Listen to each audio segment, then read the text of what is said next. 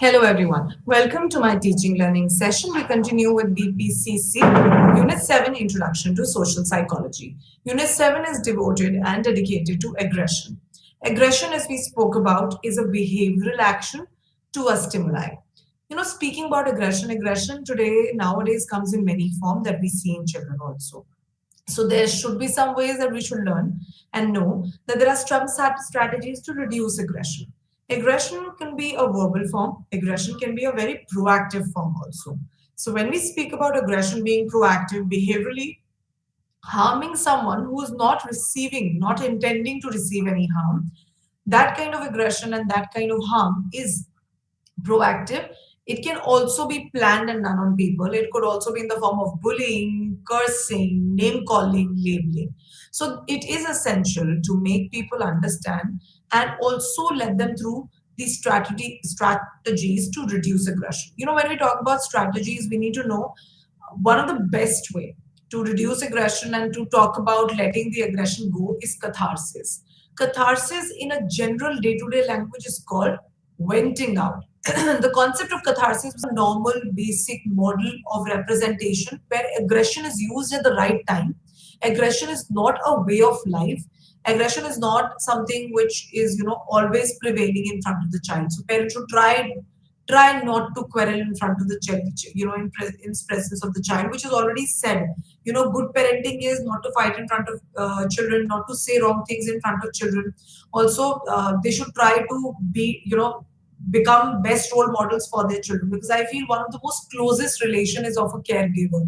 One of the most warm, one of the most learning relationship is of the caregiver. So they should do what they preach. They should not gap between, put any sort of gap in their preach and actual practice. That means they should try not uh, put out something that they cannot do on themselves. So there are times that, when parents keep telling children, you should not lie, you should not lie, this is not a great way of dealing things. Remember, when you say such a thing, equally you should not lie in front of children.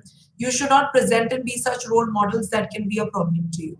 So that's one way, catharsis. Second, becoming good parental models, or probably do not exhibit things which are not good in front of children so that they learn. There should not be any gap between the practice and the preaching. Also, the non-reinforcing action should also be there. So if aggressive behavior is encouraged, it is reinforced. You need to make sure that if a wrong learning is given to the child and you are reinforcing their anger, you are telling them, oh, this is a great way you dealt with things, and you usually increase that level of aggression in them. Remember, that's not going to be a great idea for the child. So non reinforcing action, arousal of aggression, hostility can be reduced. You should never reinforcing child. So if a child is been shouting over somebody and getting his weight done, getting his work done, or probably he's winning some activity, you should not reinforce the child. You should make sure you do not reward them. You should make sure you do not give them anything for achieve that achievement, because that is being done because of coercion, that is being done because of force, that is being done because of holding on to somebody. So if too much of aggressive behavior of the child is discouraged through social learning, through socialization process, the child actually learns to reduce aggressive impulses and hostile action. And if aggressive behavior is mildly penalized, and if we say that it's mildly penalized, it will not be, it would be a little non-reinforcive. Remember, child learns that aggression is not appreciated. Aggression is not to be learned because we are not reinforcing that to the child. There are other strategies also which are on the image. We can kindly see punishing. This is obviously used to decrease any wrong behavior. Catharsis we have done.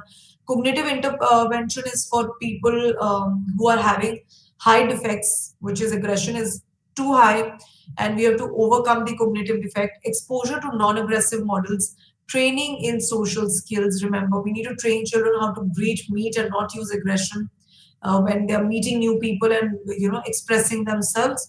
Also, incompatible responses. We should make sure that we do not respond, reinforce their wrong or incompatible response. Most strategies is observation of a non-aggressive model extremely important.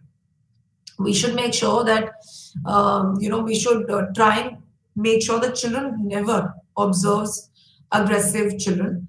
So you should give them an environment where aggression is less, hostility is less. You provide them with models which are lesser, lesser tainted, not moving towards the other person, not hitting. So if you give your child an environment which is safe, non-aggressive, models are non-aggressive, television, movies, scripts, media is something which is non-violent, the child automatically learns to behave in the similar pattern.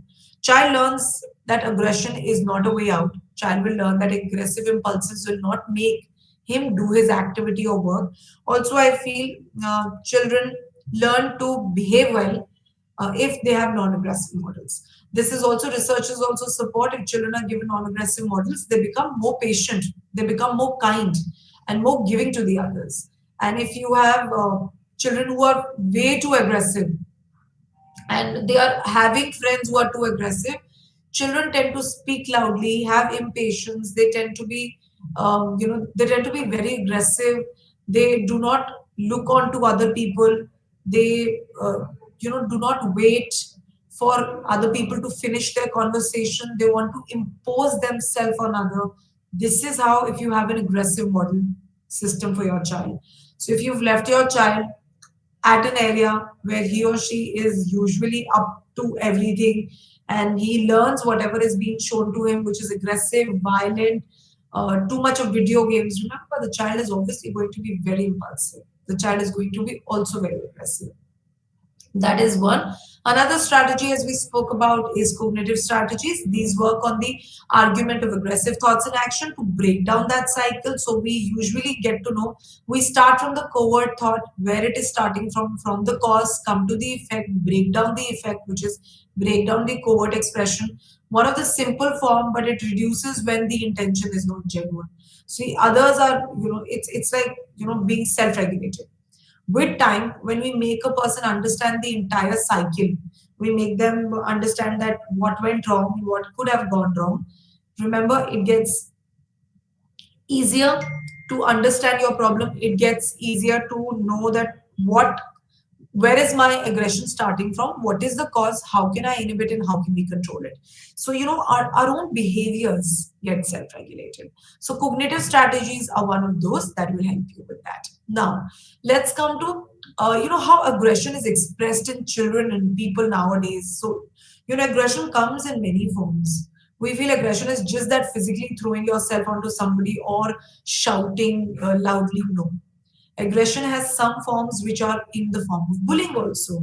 So bullying is also an overt expression, which is observable expression of aggression. What is bullying? Bullying is an aggressive behavior which is there, and there is an imbalance of power and strength. So don't we see, when do children bully? Children bully when they feel that they're not given space, when they feel they have to fight for something, when they feel that someone is better than them at times. So bullying takes place. And at times, children who are going through a lot of psychological defeat in their own life actually bullies. So usually bullying is repeated over time, it becomes a problem, it becomes a part of your behavior. Bullying behavior may be direct, it could be hitting, kicking, it could be taunting, it could be malicious teasing, when you name call people, when you taunt them, it could be maliciously teasing also. So I feel bullying today is found in a greater level in children nowadays. It should not be said, but unfortunately, bullying is expressed and it's seen in children today at a greater level. And it's not a great behavior. So children who are not able to probably throw out their aggression, I feel, very casually and normally, or vent their emotion as aggression, they start using bullying on other children, on other people, on probably a scapegoating on the lower class. They start eve teasing. Sorry, they start maliciously teasing. They do not put out a no, do not behave properly, and also while I just feel internalizing his or her problem while the bully acts outward aggression. So with the passage of time, you will always see that the victim, the one who's getting bullied, is usually suppressed, is usually you will find them internalized. All their emotion, all their feelings, all their ways of behavior, feelings, thought process, all is internal. They are unable to express to what they are going through. They are unable to put out what what is something that they are feeling, understanding, and put out to other people. Why? Because they're covered with that social exclusion, that demeaning feeling, that being manipulated thought process that they are going through. So we should always know the one who bullies is usually exerting too much pressure in many forms, and the one who's the victim is getting bullied is usually quiet, internalized, is not assertive, not able to vocalize their opinions, etc. So now, what is the? We'll understand few things which was given by Roland in 2002. He mentioned that what are the motives behind bullying. So there are times that people are having a deficiency of need. That's why they're bullying. So they are inferior in something. They are going through a loss of something. That's why they're bullying. But at the same time, when we speak about people like that, we should know there could be some other motives also which could be behind bullying. These could be, there are two motives behind bullying, that is, to exert pressure over the others. Second is to be part of the popular group that you have. So it's like being the part of the popular group, and the popular group is usually exerting pressure on the lower number of children or lesser number of children. So always remember that bullying at times uh, does hold on to what? It does hold on to the motive of exerting power on the others. They have this feeling of being superior. So something that Roland has said, the motive that we have around is exerting yourself on somebody, literally putting yourself on other people, dominating, also exerting your own pressure and power. That's such an extreme thing, which is one of the biggest motives. So one of the motive is to exert power. The other is you are yourself a part of a popular group, and you do this because you do not want to feel different from the bullying group. You want to feel alike. You want to be a part of that popular people.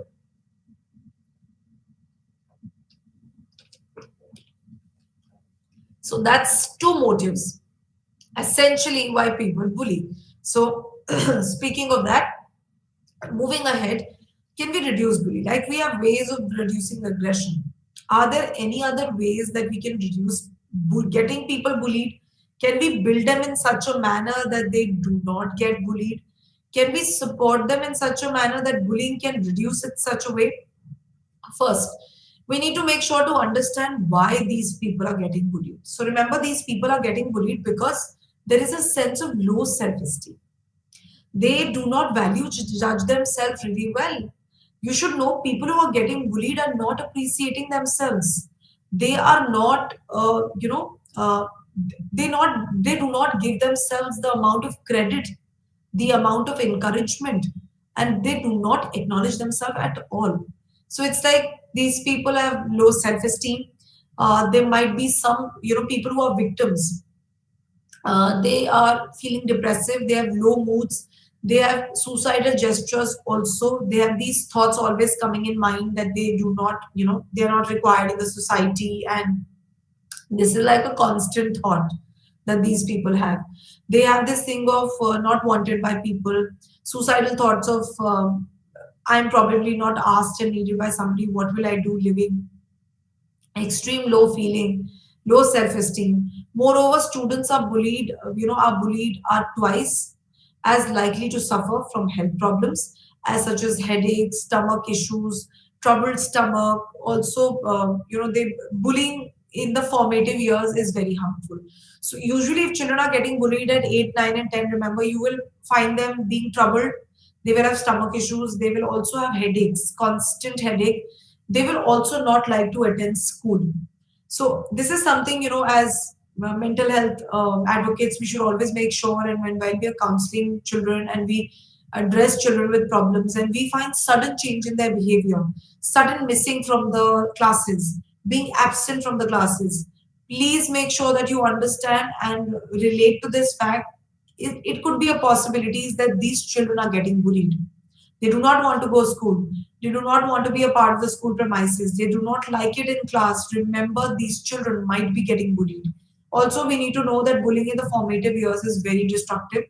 Imagine a child is getting bullied at the age of 3, 4, and 5. And these are the times that we are making children learn the social norms, we are making them learn things about themselves. Also, we are, trying to address concerns like, we're building a self identity in them. They are building their self concept. They're becoming, they're learning social training, introducing themselves to the world. That identity gets lost. Remember, getting bullied in the formative years, children go absent from their class. They feel non existing. So there could be a lack of formation of identity. They could suffer from poor academic problems. So you can understand these people might have, lesser academic grades. And also, poor academic is something which is prevalently available in the victims of getting bullied, because they do not participate. They decrease their participation. They don't want to go to school. They do not understand the school lessons. They suffer unexplained injuries. They get hurt here and there. They're not able to vocalize their pain and problems. So this is something which is very common in the victims of bullying. They also, at times, when they get troubled by these people, they have self-destructive behavior. Suicidal thoughts comes into play from now. They might get, dig down to the feeling of depression. So these are some ways that you might find a person who's getting bullied completely changes his behavior to being like this. Some ways now is that we should make sure that there are some punishment. How you can reduce bullying in children? How are the ways that we can train children that you do not bully? First, I feel, make sure that children have good role models. This is one of the most essential thing that children should know, that you should have great role models. Please do not have role models which are themselves very aggressive, themselves throwing themselves on people, imposing their power. No, it's going to be a very troublesome, I feel, environment. Bullies will create more bullies. So if you are giving, if there's a friend group and that has children who are very strong, tease children, bully children, exert their power and pressure, get their homeworks done by, this is also bullying, getting your homework done by other children, and forcing them, also threatening them, you need to be doing this. Remember, all of this is, giving an opportunity to bully. So make sure that you give them good kins. Kinship should be very encouraging. They should be role models. Siblings should be role models. Parents should be role models. A very non-bullying environment where neither they're getting bullied nor they're learning it how to do it. Punishment should be very strict with these children. We should not give them, too strong a punishment which might have no impact. You should give them mild, stricter, and clearer punishments that they know that this should not be done. Awareness acknowledgement is extremely important. Make sure there should be some workshops, some sessions, some teaching to tell them that why this overt expression of aggression is such a bad thing. How does it impoverish the other person? Also make them understand that, bullying other people, the other party, the other children, has such a huger impact on children growth. So you should always have a role play where they can understand how it all can be a part of them, how it all can be, dependent on the identity and development of them. So we should make sure that we should acknowledge them, train them, give them workshop and training and sessions. Awareness should be high that it's not a great behavior. Punishment should be punitive punishment, strict punishment, and also boundaries to be set out by children. We should make sure you should, as parents, tell this is something that you should not be doing. This is something not allowed, must not be done. Handling technology with care. Social media should be, I feel there should be a child lock. Not allow your kids to get into any website, watch any series, not send out any messages on social media randomly to other children. So this is, some ways that we can see their behaviors if we feel that there are children who are behaving in such a way and they are not letting other people express their feelings and they're exerting power. Tell them to create boundaries. Do not interact with people beyond. Handle media with care. Have a strict look what children are using as media. What are they watching? What are they sending each other as friends? There are times that I feel children send irrelevant media to bully each other. That's also happening in nowadays. As parents, you should make sure uh, that you should be very careful what your child is sending to another child, because I have this feeling that children send out such absurd and such aggressive videos and such things, which videos which share no morals. So a strict look should be with handling of technology. These are some ways that we can prevent bullying, and there are others. See, kindly monitor the kind of groups your child is getting into. So anonymously keep a check. Where is your child going? With whom are they playing games with? What kind of friends are they part of? What kind of cultural groups? What are the choices of their cultural group? That's it's very important. What kind of groups your child is choosing to be a part of? Please empower children. This is very important. You should tell them that bullying is something that should not be taken ever, and they should be assertive to speak out for it. So, empowering student, better college control networks. See, bullying not only happens in school; it also greatly happens in college. There should be a cyber check. There should be a cybernetic side of the bullying. So please make sure you check the IT team, see what the child is getting on their phone. Make sure that it's not very irrelevant, and make sure that mm, you are what do you call this, you are very aware of what's happening in students, especially student network should be kept clean. I always feel this. Student support communities should be very active. You should make sure there are multiple communities around the environment where children can take support. Go speak to them, talk about their feelings. And because if you don't talk about that you're being bullied, you're being suffering, it all pens down. It leads to aggression. It could lead to aggression because of frustration. It can lead to depression, can lead to suicidal gestures. So making the bully known the consequence. So there should be a role play, I feel, for these things. Sessions should be conducted. Workshops should be there for children, which makes them aware that there are consequences to it. Helping students become familiar with their college policies. So you should make sure that bullying is strictly prohibited. They should know policies. They should know repercussions. They should know what can go wrong. Guest lectures should be there where you share experiences, bully experiences, where children can talk about what is happening with them with the guest lectures, share their experiences, their lessons, what did they do to get out of that environment. Private bully support is extremely important. Counseling, small network should be there. Anonymous reporting of bullying is important. Should have, there should be some cell where children can report whatever is happening to them. Instilling healthy communication, healthy activities, and behaviors and morals, which can strictly be done by, I feel, social learning. Good social learning is extremely important. So these are some quick ways that we can control bullying. Now, we come to a completely new unit after understanding how social psychology can be impacted by, concepts of, when we spoke about aggression, when we spoke about frustration, we talk about group influence, social influence. All of that was how, as a community, we function. Today, we will talk about a group itself. So, group is an essential part of social psychology. We know that. The reason for that is group makes our functioning possible. It gives us a social identity, doesn't it? We all want to be a part of one group, two group, or three group. We all want to be, we all want to see it.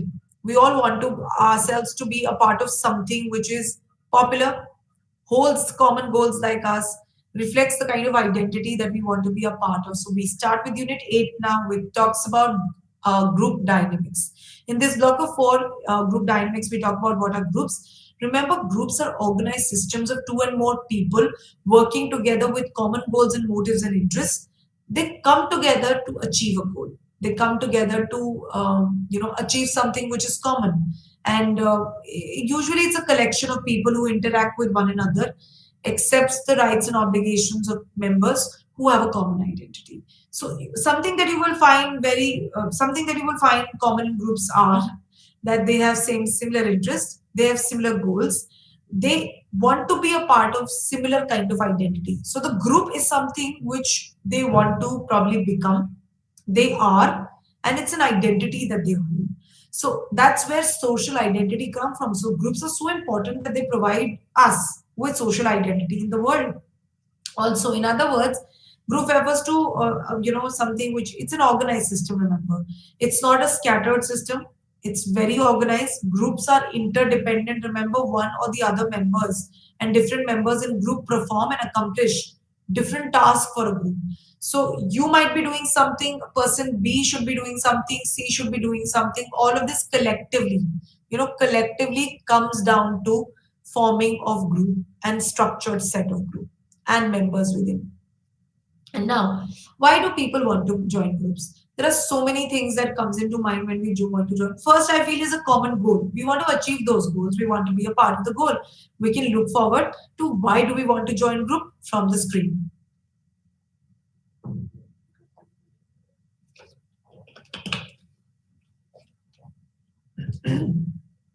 I feel we should question this to ourselves. Why do we want to join groups? We want to join groups because we want to be affinitive needs. We want to be accountable for completion of our task and projects. So you usually join a place because you want that people look at your work and you have a reporting person. So we usually first want to be, it's usually the affirmative needs. Then is the egoistic needs. Very different. These are fulfilled by achievement, enhancing the self-esteem or the status in a member by joining groups. So remember, egoistic needs are for achievement. You want to achieve something, you want to enhance a skill of yours, you probably want to uh, learn an activity, achieve something in that, and you feel being a part of this group will give me the status, give me the that achievement, and make me give me a designated room. So that's egoistic need. Then there are functional needs. These are like aids coming handy in helping adjusting to environment, killing boredom, etc. So at times, functional need talks about adjusting to the environment, learning to adjust. You want to be a part of the group because you want to adapt, learn adaptation. You want to meet new people. Functional usually talks about help you survive better. It kills your time. You have a you get a hobby to constructively work on. So functional needs usually are like that. Also, cognitive needs are needs which are satisfied by testing and establishing realities by coming in consensus with others. So cognitive needs are the needs of, I think, psychological needs, gaining information, taking information, understanding reasoning better, being able to decide for yourself. So these are cognitive needs, which are thinking, reasoning, problem solving, decision making, etc. So that's something that we talk about as cognitive needs. So remember, people in general want to join groups to achieve, to provide to their social needs, provide to their psychological need, simply gain information. They want to gain some social or psychological or probably intellectual information. They want security. A lot of people are want to are a part of the group because they want security. They want to feel secure. They want the status. They join groups because they are they want a big kind of status that they want to be a part of. They want to be also feel secure, also feel stable and safe under a group. So these are some common ones that I have told you, apart the egoistic, functional needs, etc.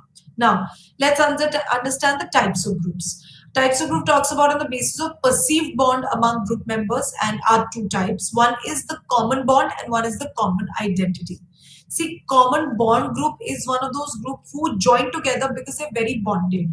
They have high amount of cohesiveness. They look forward to each other. They are when I say they look forward to each other, these are people who would be essentially getting together, forming a group because they're aligned.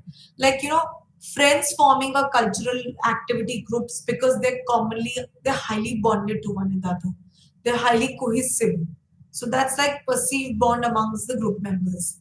The other that we talk about is the common identity. Identity is everyone is like, let's take an example. When there are CEOs of company which are commonly associated to one another, they tend to be a part of one another's group, and they make a big group where all the CEOs come together, brainstorm. That's why that's happening, because they have a common identity in the sector, in the society. They hold the same kind of position. It's common. Their goals are same. When we talked about the common bond, that was holding essential feelings towards each other, the likelihood towards each other. So that's the two types that we have. Then there is Entitativity feeling is called groupness. Groupness is the we-ness for the social units. So this was given by Campbell, Hamilton, and Shearman in 2001, and Likil and et al. In 2000 with McCarthy in 1999. They all discovered this concept of groupness. It is a way people it is a way for people to categorize the social units they deserve. So it's like other people, the they and the we. So it's similarly like the in groups and the out groups. So entitativity is the feeling of the groupness that you have and in which they participate. Also, characterize of high entitativity. So if people are in a group because of high entitativity, you will find they all have common goals, they have common interests, they found frequent, I just feel, when we talk about these people have the same ideologies in life. They're running for the same goals. At the same time, frequent interactions is very highly with these members. Entitativity is these people brainstorm a lot together. You might be seeing them having a conference on a meets. You will also find them having conference calls about some topic discussion. Members are very similar to each other. So when we talk about them, you should know these people are essentially looking forward to getting on one another in terms of likelihood, their dislikes, their ways of living, their common goals are same. So they're very frequent because of the fact that they're alike. They tend to interact with each other more. Now, this is like common features of entitativity, which is the groupness that we talk about. Now, there are some other kinds of group also that we should discuss, which is something that we talk about is the in group and the out group, the primary and the secondary group, the formal and the informal group. So let's continue with these groups that the type that we have. So when we talk about primary and secondary group, we should always know primary group or pre-existing group. What are pre-existing group? Pre-existing groups are groups where we do not choose. We are already a part of it. I feel we are born into it. So when we say that we are a part of it, we are born into it. We hold lesser control on it. So we should know that a primary group is going to be a kind of group where you do not hold any kind of there is no choice. You just become a part of these groups, and these groups are central to individuals functioning. They play a major role in the early development of the children also. You are given values and ideals over here, I feel. Also, at times I feel these groups shape the way that you are. So these groups would be the ones who give you the morals. These would be the ones, and also you cannot disown these groups. You cannot or anytime think that okay, I don't want to be a part of this group. I can leave them. So there is least amount of permeability. So these are like the caste, the religion, the family that we are born with, the ideals which are going to stick to us every time. Now, how are the secondary groups? Secondary groups do not have face-to-face interaction every day. So remember, primary group has a face-to-face interaction every day. It's something that you're meeting, seeing every day. And when we talk about secondary groups are those groups where the individual joins by choice. So these could be friends, it could be a particular cultural group, a community that you are joining. So these are by choice. Remember, they are a little impersonal. They are not very directly impacting you. They do not give you any roles and morals. Also, you cannot, you can leave them anytime.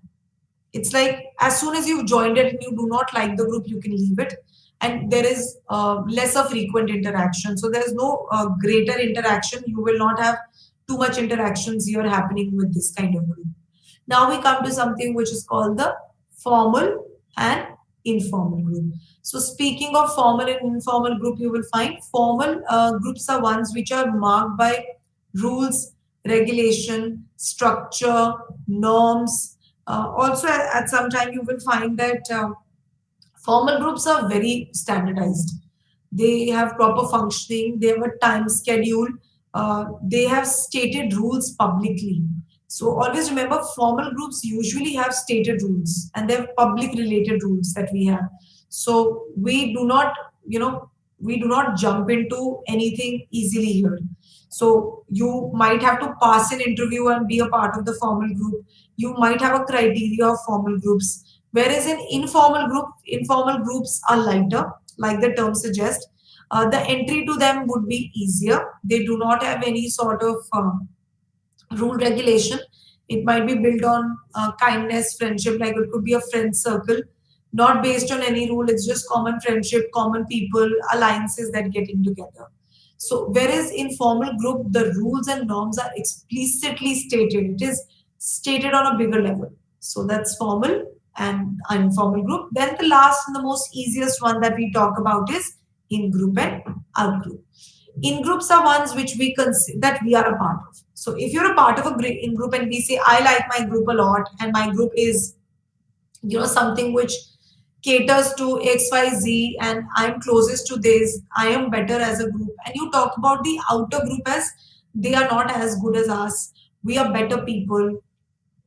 Anytime when you take yourself as a desirable trait, you take yourself superior from others and more favorable and more similar, it's an in group.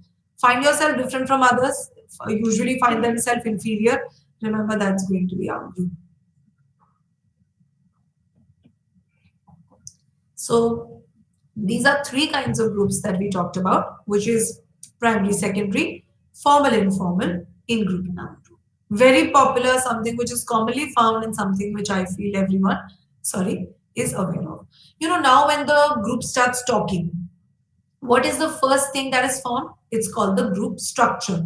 So once the members of the group, so we understood what is group, we understood the type of group, we talked about what is the quality of a group. Group has common goals, similarity, they have a motive to achieve. Remember, they have cohesiveness amongst them, and then it's always two and more people, and it's an organized set. Remember, groups are not cluttered. They are not cluttered and they're not one of those disoriented stuff. No, they're very organized. Now, speaking of the same, we have group structure. As soon as the members start talking in the group, we have to build something which is called a group structure. Group structure is a combination of norms, status, rules, and conformity. Workplace behavior, status references, it is group status. There are so many things that we talk about. Group structure combines of. It's something that we talk about as social loafing, cohorts, etc., etc. So speaking of that, remember when we talk about group structure, we will talk about rules, we will talk about cohesiveness, we will talk about statuses and social loafing, group roles, how it is being formed. Now, let's extend the understanding of what group structure. So if you enter a group, what will you first find happening is there would be group roles. Different roles, who's the leader, who are the followers, who's the second deputy role, etc. So roles are important. Role tells you who's the leader. Roles also tells you that at times roles will also demarcate you that where, what, who is doing and what you need to do as per your role. It defines yours. It defines what collection of activities that you might be doing. Then there are norms. Norms are standards, typical framework which a group forms, which helps everyone to behave, think in a particular manner. Norms are very important. I feel the solid, the frame and the structure of a room which is built by the woods and the bricks. The bricks actually forms the norm structure. I feel it's the pillar, the framework, the blueprint is the norm. The norm tells us how to behave. It's giving you a set standard to behave in a particular manner. Then there is conformity. Every group has something which we call as conformity, which is the feeling of oneness towards the others. So speaking of that, conformity is the oneness feeling, that the groupness feeling that we have. Then we have status. Status is the designation of members in a group. Status of our two kind. One is the achieved status, the other is ascribed status that we have. We need to always remember when speaking of statuses that some status are given, which is like the senior most person becomes the leader. That's an ascribed status. What is the achieved status? You become the leader because of your merit. Then we have cohesiveness, which is discussed at length. Also, we need to know extreme amount of belongingness amongst a group can be a difficult thing. If we have too much of likelihood towards too much of bonding, it could lead to a problem which is called a group thing. Excessive amount of we feeling is too dangerous. But essentially, if there is high amount of cohesiveness in the group stays for a longer duration. Less cohesiveness, the group stays for lesser duration. Now, let's understand how are groups formed. So speaking of this, we have group formation that we will do and also decision making. So how a group forms, we need to know that group is formed through stages. One is forming, storming, norming and performing. And one of the other last is adjourning. So let's start from the image which is on the left. What is forming? Forming is the stage where the group members come together with individual unclear roles. They're coming together under some unit. No processes is established, nothing is established, and we move because of this this disorientation. Everyone's just interacting in together. We then start storming. Why storming starts happening? Storming starts happening because of the fact that we are understanding now who will do what. We need to clear the purpose. We need to understand who's doing what and for what reasons.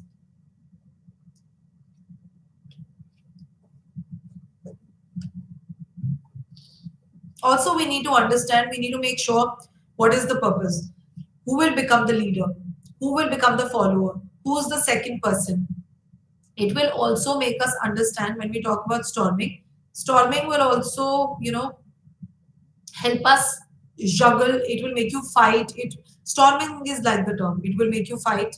It will make you, make you run towards the purpose. There could be after storming, after the fighting, we have a norming stage.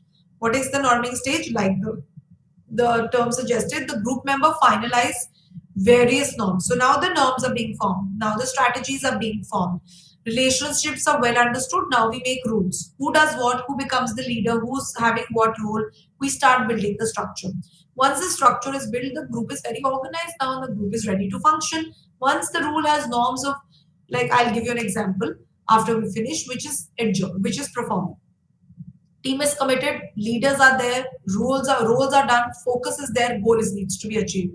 Now performance is done, goal is achieved, we move to something which is called adjourning. Adjourning is the final stage. At times after performance, people just abandon and move. Their goals are achieved, they leave the community, they leave, move on. So we can talk about a lot of music bands which come together. They come, who becomes they have unclear attitude in the beginning. They've just come together, brainstorming is happening. Then comes storming. Some is drummers, some are singers, some are lyricists, some writes well. They need to norm together. Once the norming is done, they perform. At times, these groups stay together for a very long duration, but then there are some groups that they perform and move apart. That's adjourning. So that's something which is the last thing. Now, after that, we understand something which are called as group processes. There are two group processes that we need to understand. One is social facilitation. The other is social loafing. So speaking of social facilitation, what is social facilitation? It is a tendency to perform better and perform differently in the presence of audience and a co-actor. So in the presence of people, when your performance increases, it impacts your performance and it increases your performance. So if because of the presence of other people, your performance increases, it's called social facilitation. Your performance is getting facilitated. You're performing better because you know there are so many people who are going to applaud for me. That's facilitation. Which is, you tend to give dominant response in the presence of others. And furthermore, at times there are times which impairs your performance in the presence of people. So this entire view was given by the drive theory of Zanzog of facilitation, that more the number of people feel excited, like concerts. Remember, if a concert has, in general, many people, doesn't the one who's the singer performs outstandingly well? Now, immediately see if the number of people is less. Don't you feel disappointed? The number less, you don't feel facilitated, the performance goes down.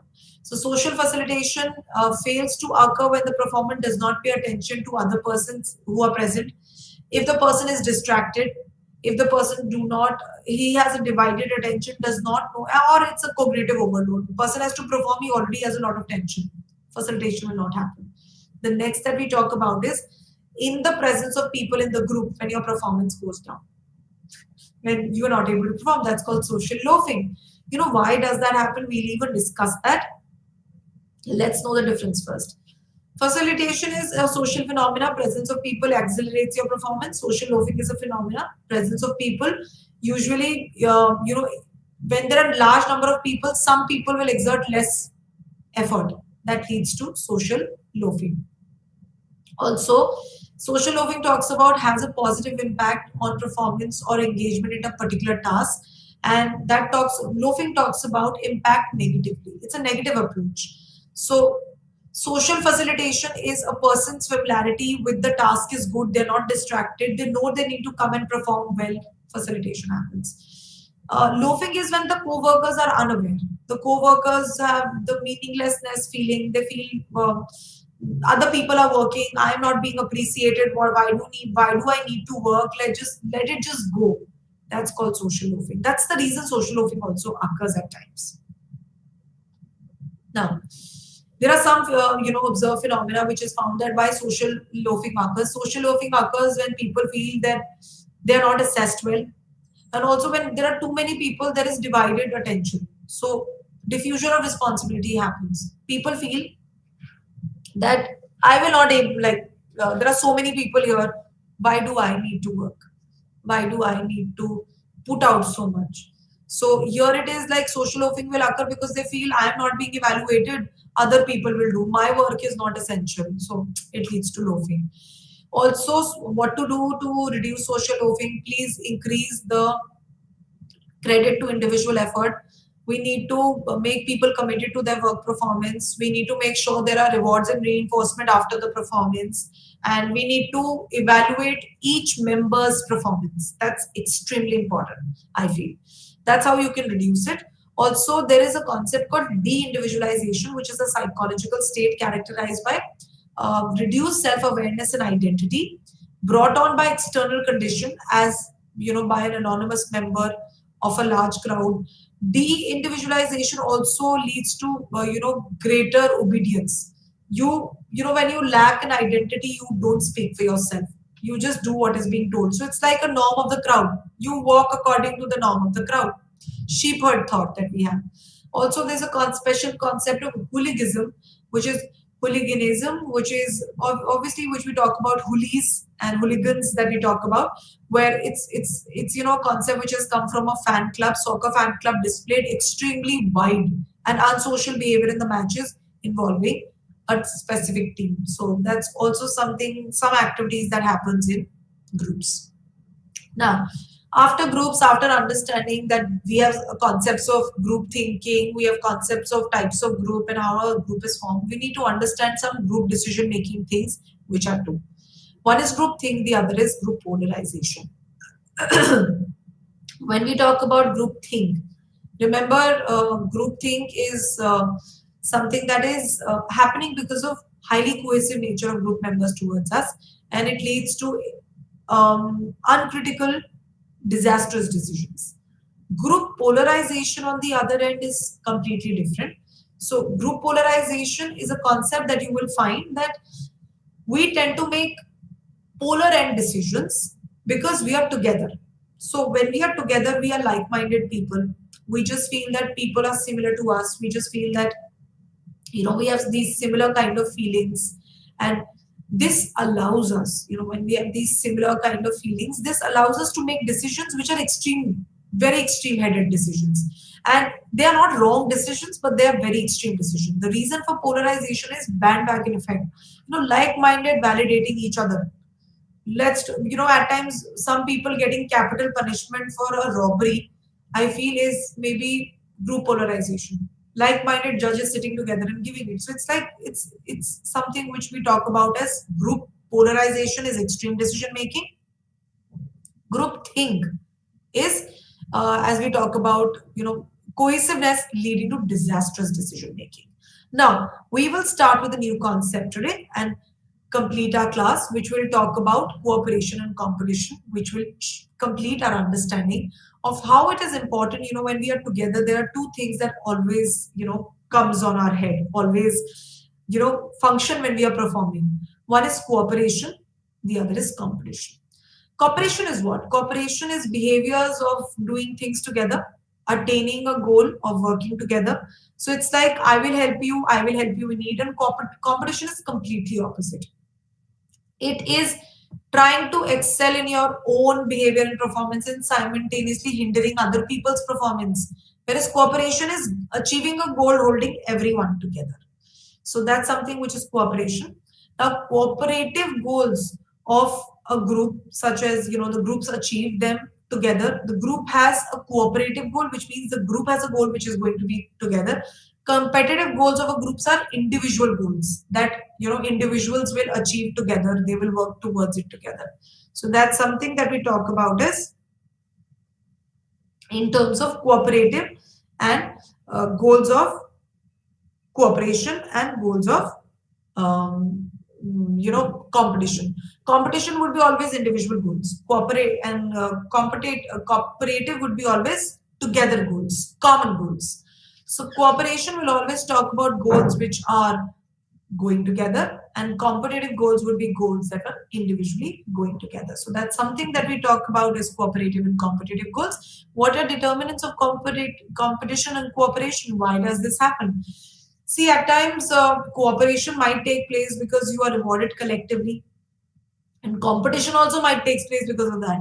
You're competing because you need a reward. You want to do something. You want to achieve something.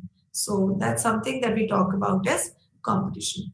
Now then we talk about interpersonal communication. At times, healthy and ample amount of communication among group members enhances cooperation. People tend to get together, people tend to work together healthily because they're communicating really well. And at times, dislikability also comes when people are being nasty to one another.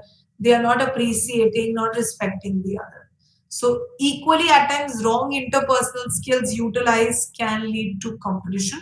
And healthy, amiable, and good communication can lead to something which is cooperation.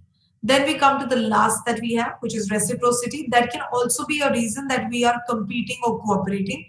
Tendency of returning favors. So if a member of the group has shown an initial sense of cooperation, you end up doing it too.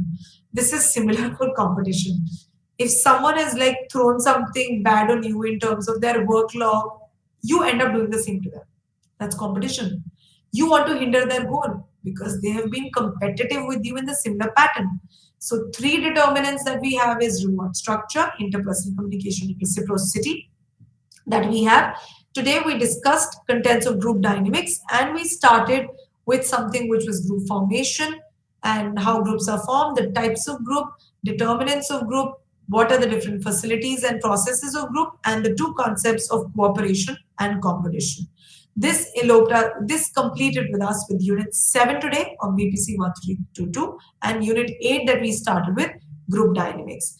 Group dynamics suggests and tells us that we all are social beings and our functionality always happens in the presence of people. The presence of people has been appreciated with the types of group that we understood today, the different types, and the next time we will go ahead with Unit 6. Thank you.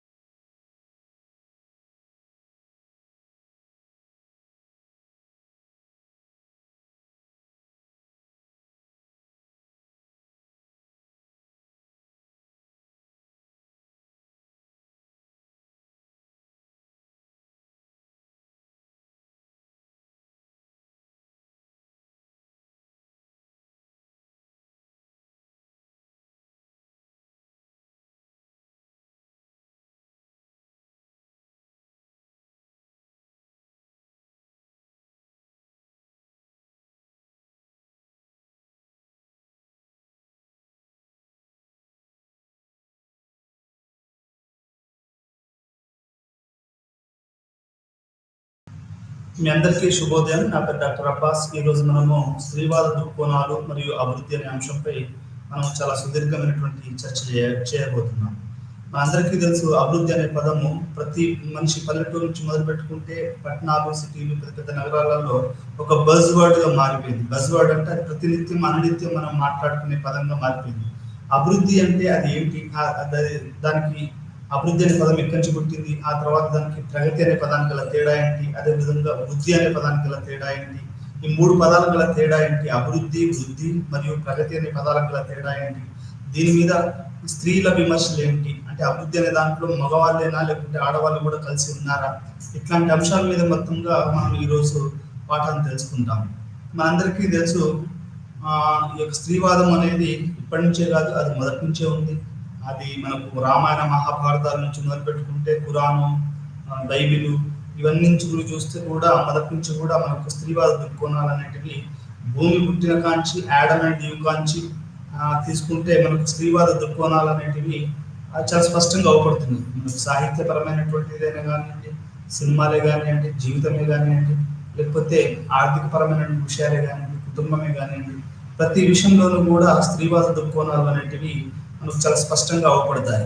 అది ఏంటి అంటే స్త్రీవాద కోణం అంటే ఏంటి అనేది మనం ఆలోచిస్తే, స్త్రీల హక్కుల గురించి, స్త్రీల సమాన భాగస్వామ్యం గురించి, స్త్రీల ప్రగతి గురించి, స్త్రీల విద్య, వైద్యము, ఉద్యోగాలు, ఆరోగ్యము, వాళ్ళ అవకాశాలు, వాళ్ళ వాళ్ళ అభివృద్ధి, ఆర్థిక అభివృద్ధి, సంక్షేమము, ఇవన్నీ కూడా మనకు మనకు ఇవి అభివృద్ధి మనకు వాళ్ళ యొక్క దృక్కోణము స్త్రీవాదంలోకి వస్తాయి.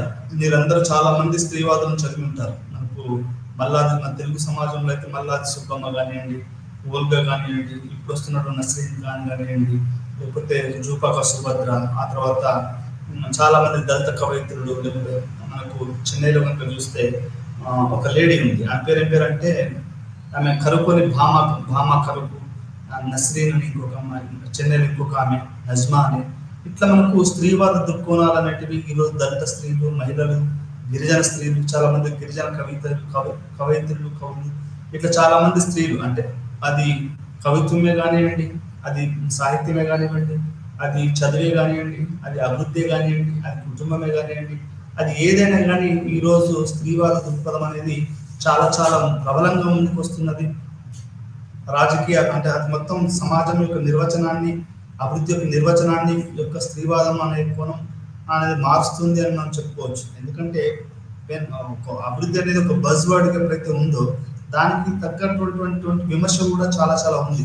ఈ అభివృద్ధి అనే పదంలోనే చాలా ఉంది. ఎవరి అభివృద్ధి, ఎందుకు అభివృద్ధి, వెన్, బై, హూ అనే పదాలు ఇవన్నీ కనుక మనం చూస్తే, ఎవరి అభివృద్ధి, ఎందుకు చేయాలి అభివృద్ధి, అది ఎవరి ఎవరి దాని లెక్కల ప్రకారం ఈ అభివృద్ధి జరుగుతుంది, ఇట్లాంటి కనుక మనం చూస్తే మనకు అసలు ఈ అభివృద్ధి అనే దాని మీదనే ఒక రకమైనటువంటి అదే భయము, ఆ తర్వాత ఒక రకమైనటువంటి దాని గురించి మాట్లాడాలంటే మనకు అది అనిపిస్తుంది. మీరందరూ చూసి ఉంటారు, చాలాసార్లు వికెట్ చేయిస్తూ ఉంటారు. ఇప్పుడు ఎకలాజికల్ అది రోడ్ ఎక్స్పాన్షన్ అని, డ్యామ్ కన్స్ట్రక్షన్ అని, ఇట్లా మీకు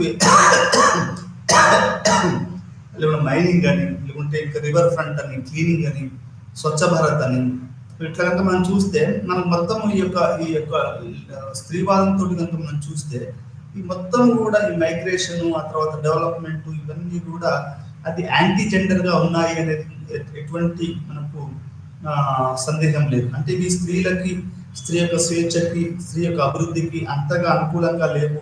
ఇవన్నీ మెన్నే డిఫైన్ చేశారు, మెన్నే దీన్ని యాడ్ చేశారు అనేది మనకు చాలా స్పష్టంగా అవపడుతుంది. మనకు ఆధునిక సాహిత్యంలో, ఆధునిక ఇంగ్లీష్ సాహిత్యంలో కనుక మనం చూస్తే the room of once own self అనే మనకు వర్జీనియా వూల్ఫ్ నుంచి దగ్గర నుంచి మొదలు పెట్టుకుంటే ప్రస్తుతం ఉన్నటువంటి అరుంధతి రాయ్, మనకు వందనా శివ, ఆ తర్వాత మేధా పాట్కర్, ఆ తర్వాత చాలా మంది స్త్రీవాదులు ఈరోజు మనకు బృందా కరాతి ఇట్లాంటి వాళ్ళు అంటున్నారు.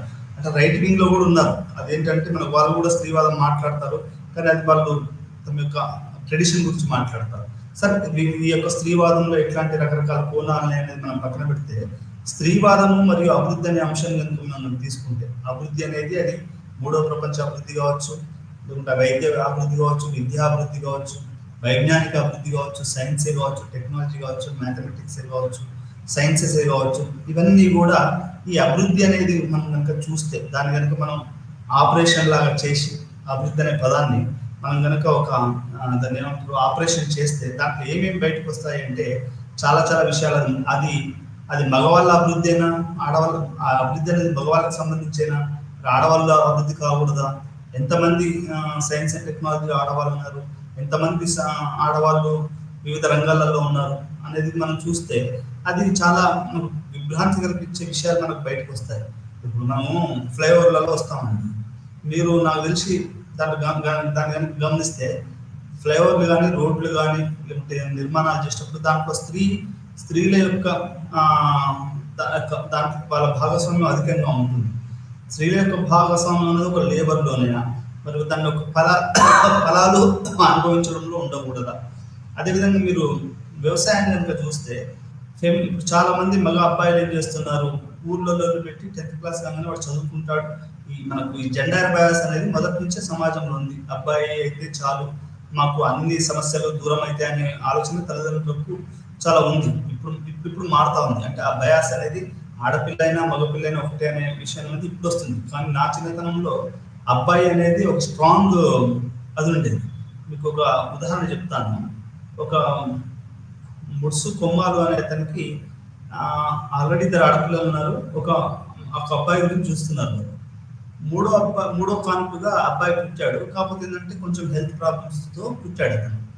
అతను బాగు చేయించడానికి అతనుకున్న 3 ఎకరాల భూమిని మొత్తం అమ్మేసేసి ఒక బీదవన్గా మారిపోయాడు. అయినా కానీ అబ్బాయి బతకలేదు.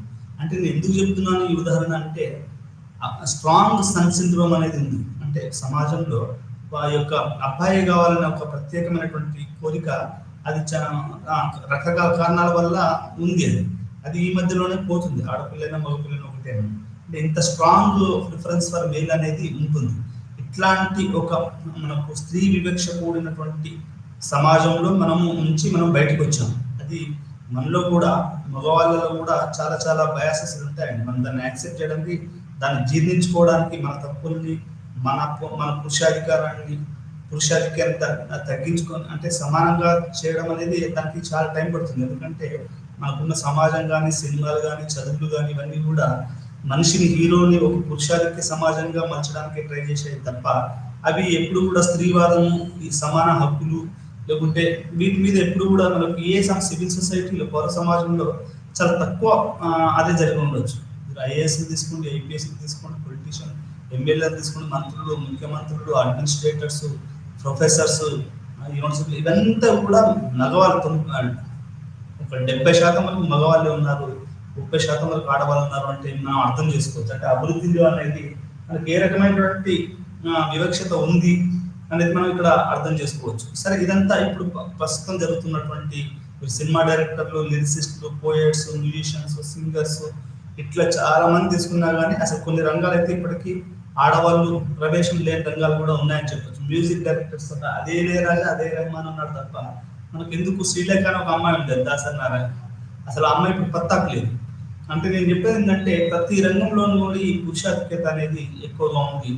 దీన్ని మనం ఆధారంగా చేసుకుంటే కనుక అభివృద్ధి అనే దాంట్లో కనుక చూస్తే అసలు అభివృద్ధి అనేది దాంట్లో మనం ఎట్లా చూడాలి, ఏది అభివృద్ధి, ఏది కులమానం, ఏది శ్రమ కులమానం, ఏది అభివృద్ధి కాదనే అంశాలకి కూడా మనము చాలా స్పష్టమైనటువంటి అవగాహన కలిగి ఉండాలి. అయితే ఈ అభివృద్ధి అనే అంశాన్ని మనం కనుక ఒక చర్చకు మొదలు పెడితే దాంట్లో మనం మొట్టమొదటిసారిగా అర్థం చేసుకోవాల్సింది ఏంటంటే ఇక్కడ మనకు ఎవరైతే పైన అవపడుతున్నారో ఆమె పేరు బర్సప్, ఒక డానిష్ ఫెమినిస్ట్ ఉమెన్ మొదటిసారిగా అసలు ఈ అభివృద్ధి అనే దాని నుంచి స్త్రీవాద కోణం నుంచి రాయడం అనేది మొదలుపెట్టింది.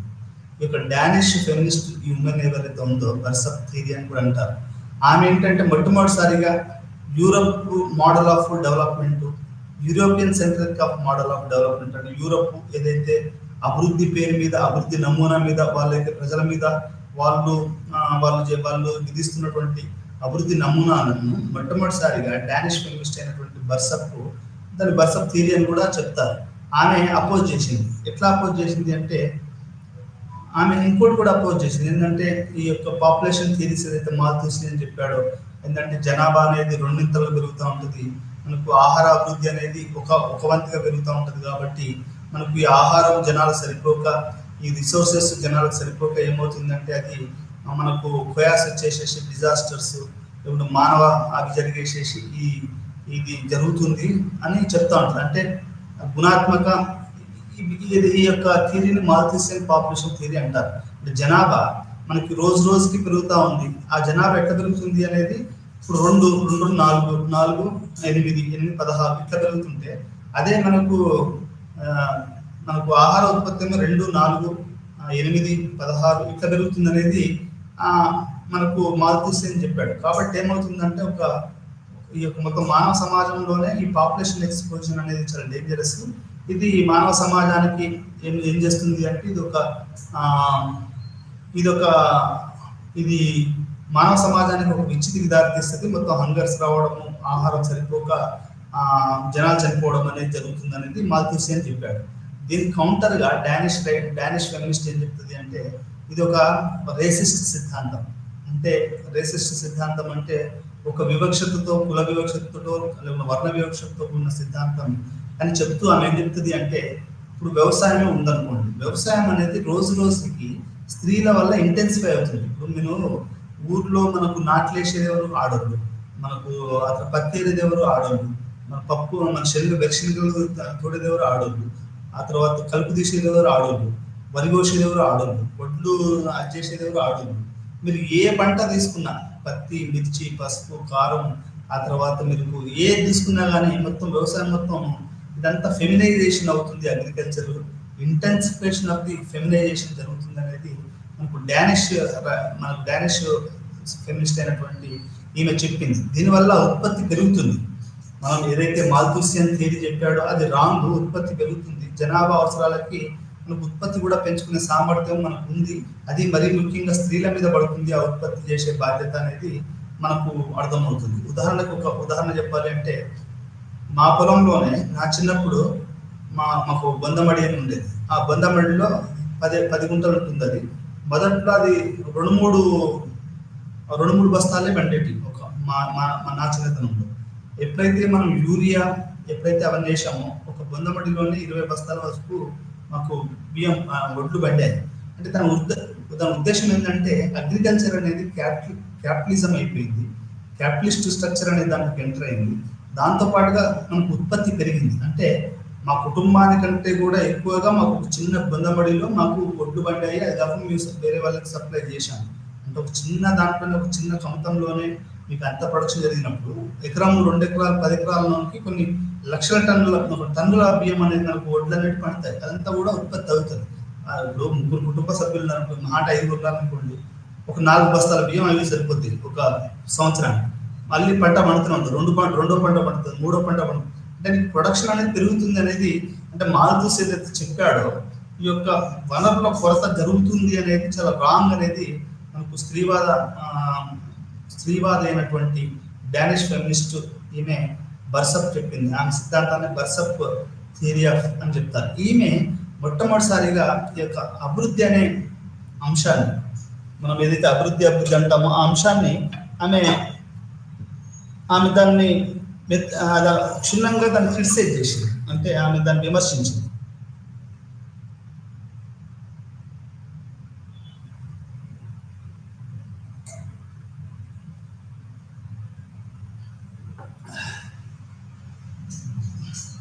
అభివృద్ధి అనే పదాన్ని మనకు ఈ డానిష్ ఫెమినిస్ట్ అనే ఆమె విమర్శింది. అభివృద్ధి అనేది యూరోపియన్ సెంట్రిక్ ఆఫ్ అభివృద్ధి.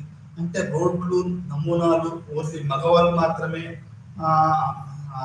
ఆడవాళ్ళనేమో ఇల్లు, వాకిలి, వంట ఇవి దీంట్లో పెట్టేసేసి మగవాళ్ళు మాత్రమే ఈ అభివృద్ధి అనే దాన్ని వాళ్ళు కార్నరైజ్ చేశారు అనే దాన్ని మనకు ఫెమినిస్ట్ ఆమె చెప్తుంది. ఆమె మొట్టమొదటిసారిగా అభివృద్ధిని స్త్రీవాద కోణం నుంచి విమర్శించిన ప్రపంచంలోనే మొట్టమొదటి స్త్రీ అని చెప్పొచ్చు.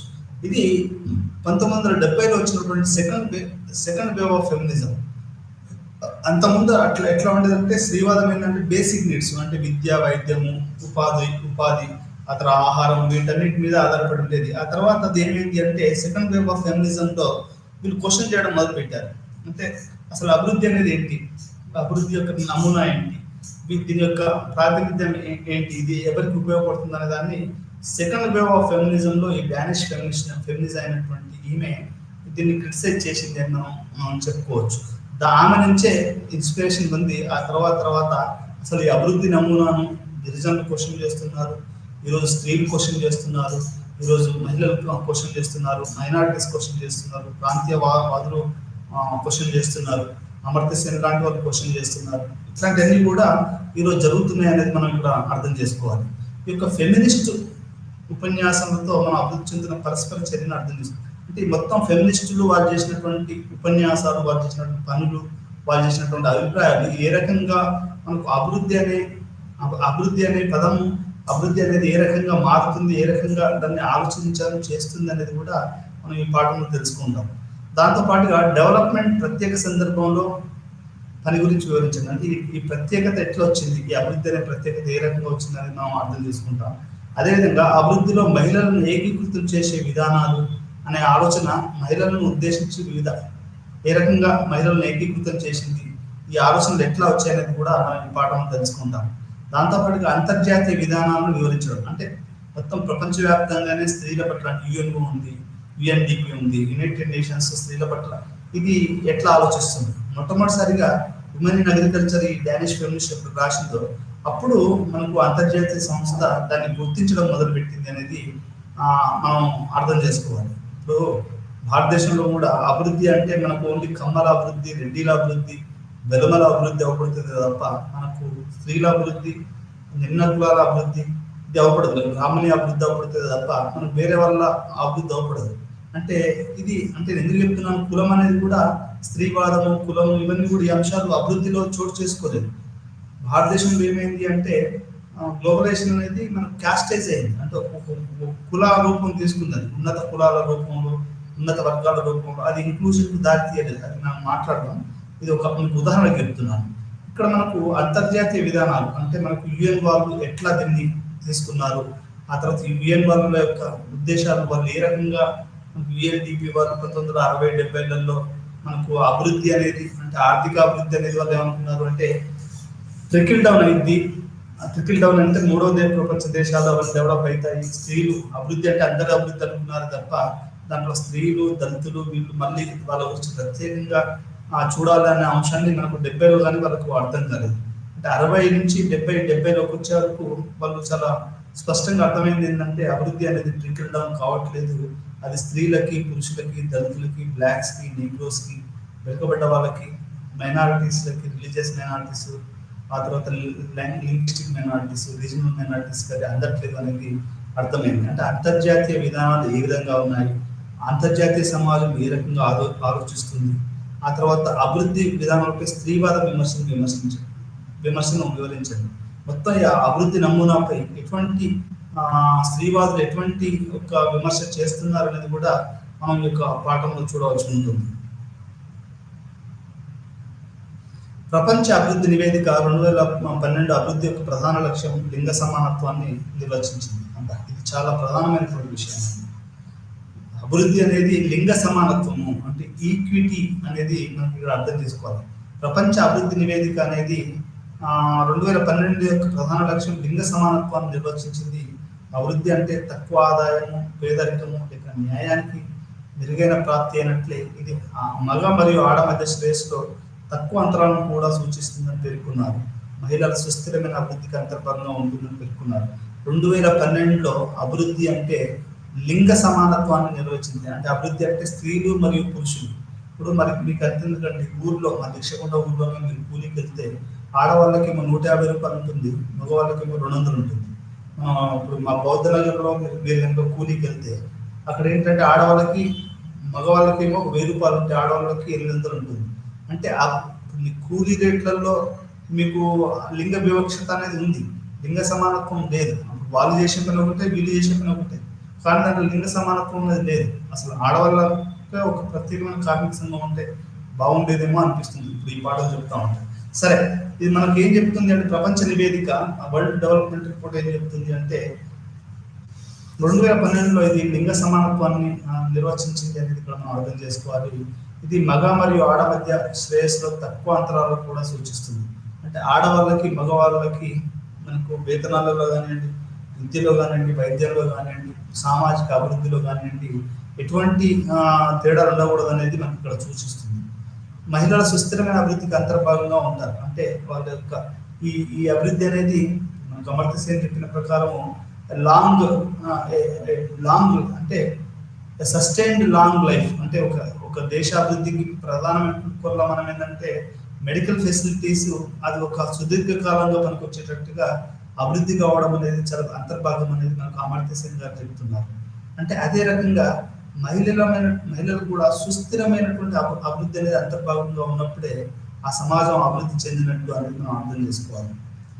1950లో మరియు 60వ దశకంలో స్త్రీలకు సంబంధించిన సమస్యలు సాధారణంగా మానవ హక్కుల్లో భాగంగా మాత్రమే పరిష్కరించబడ్డాయి.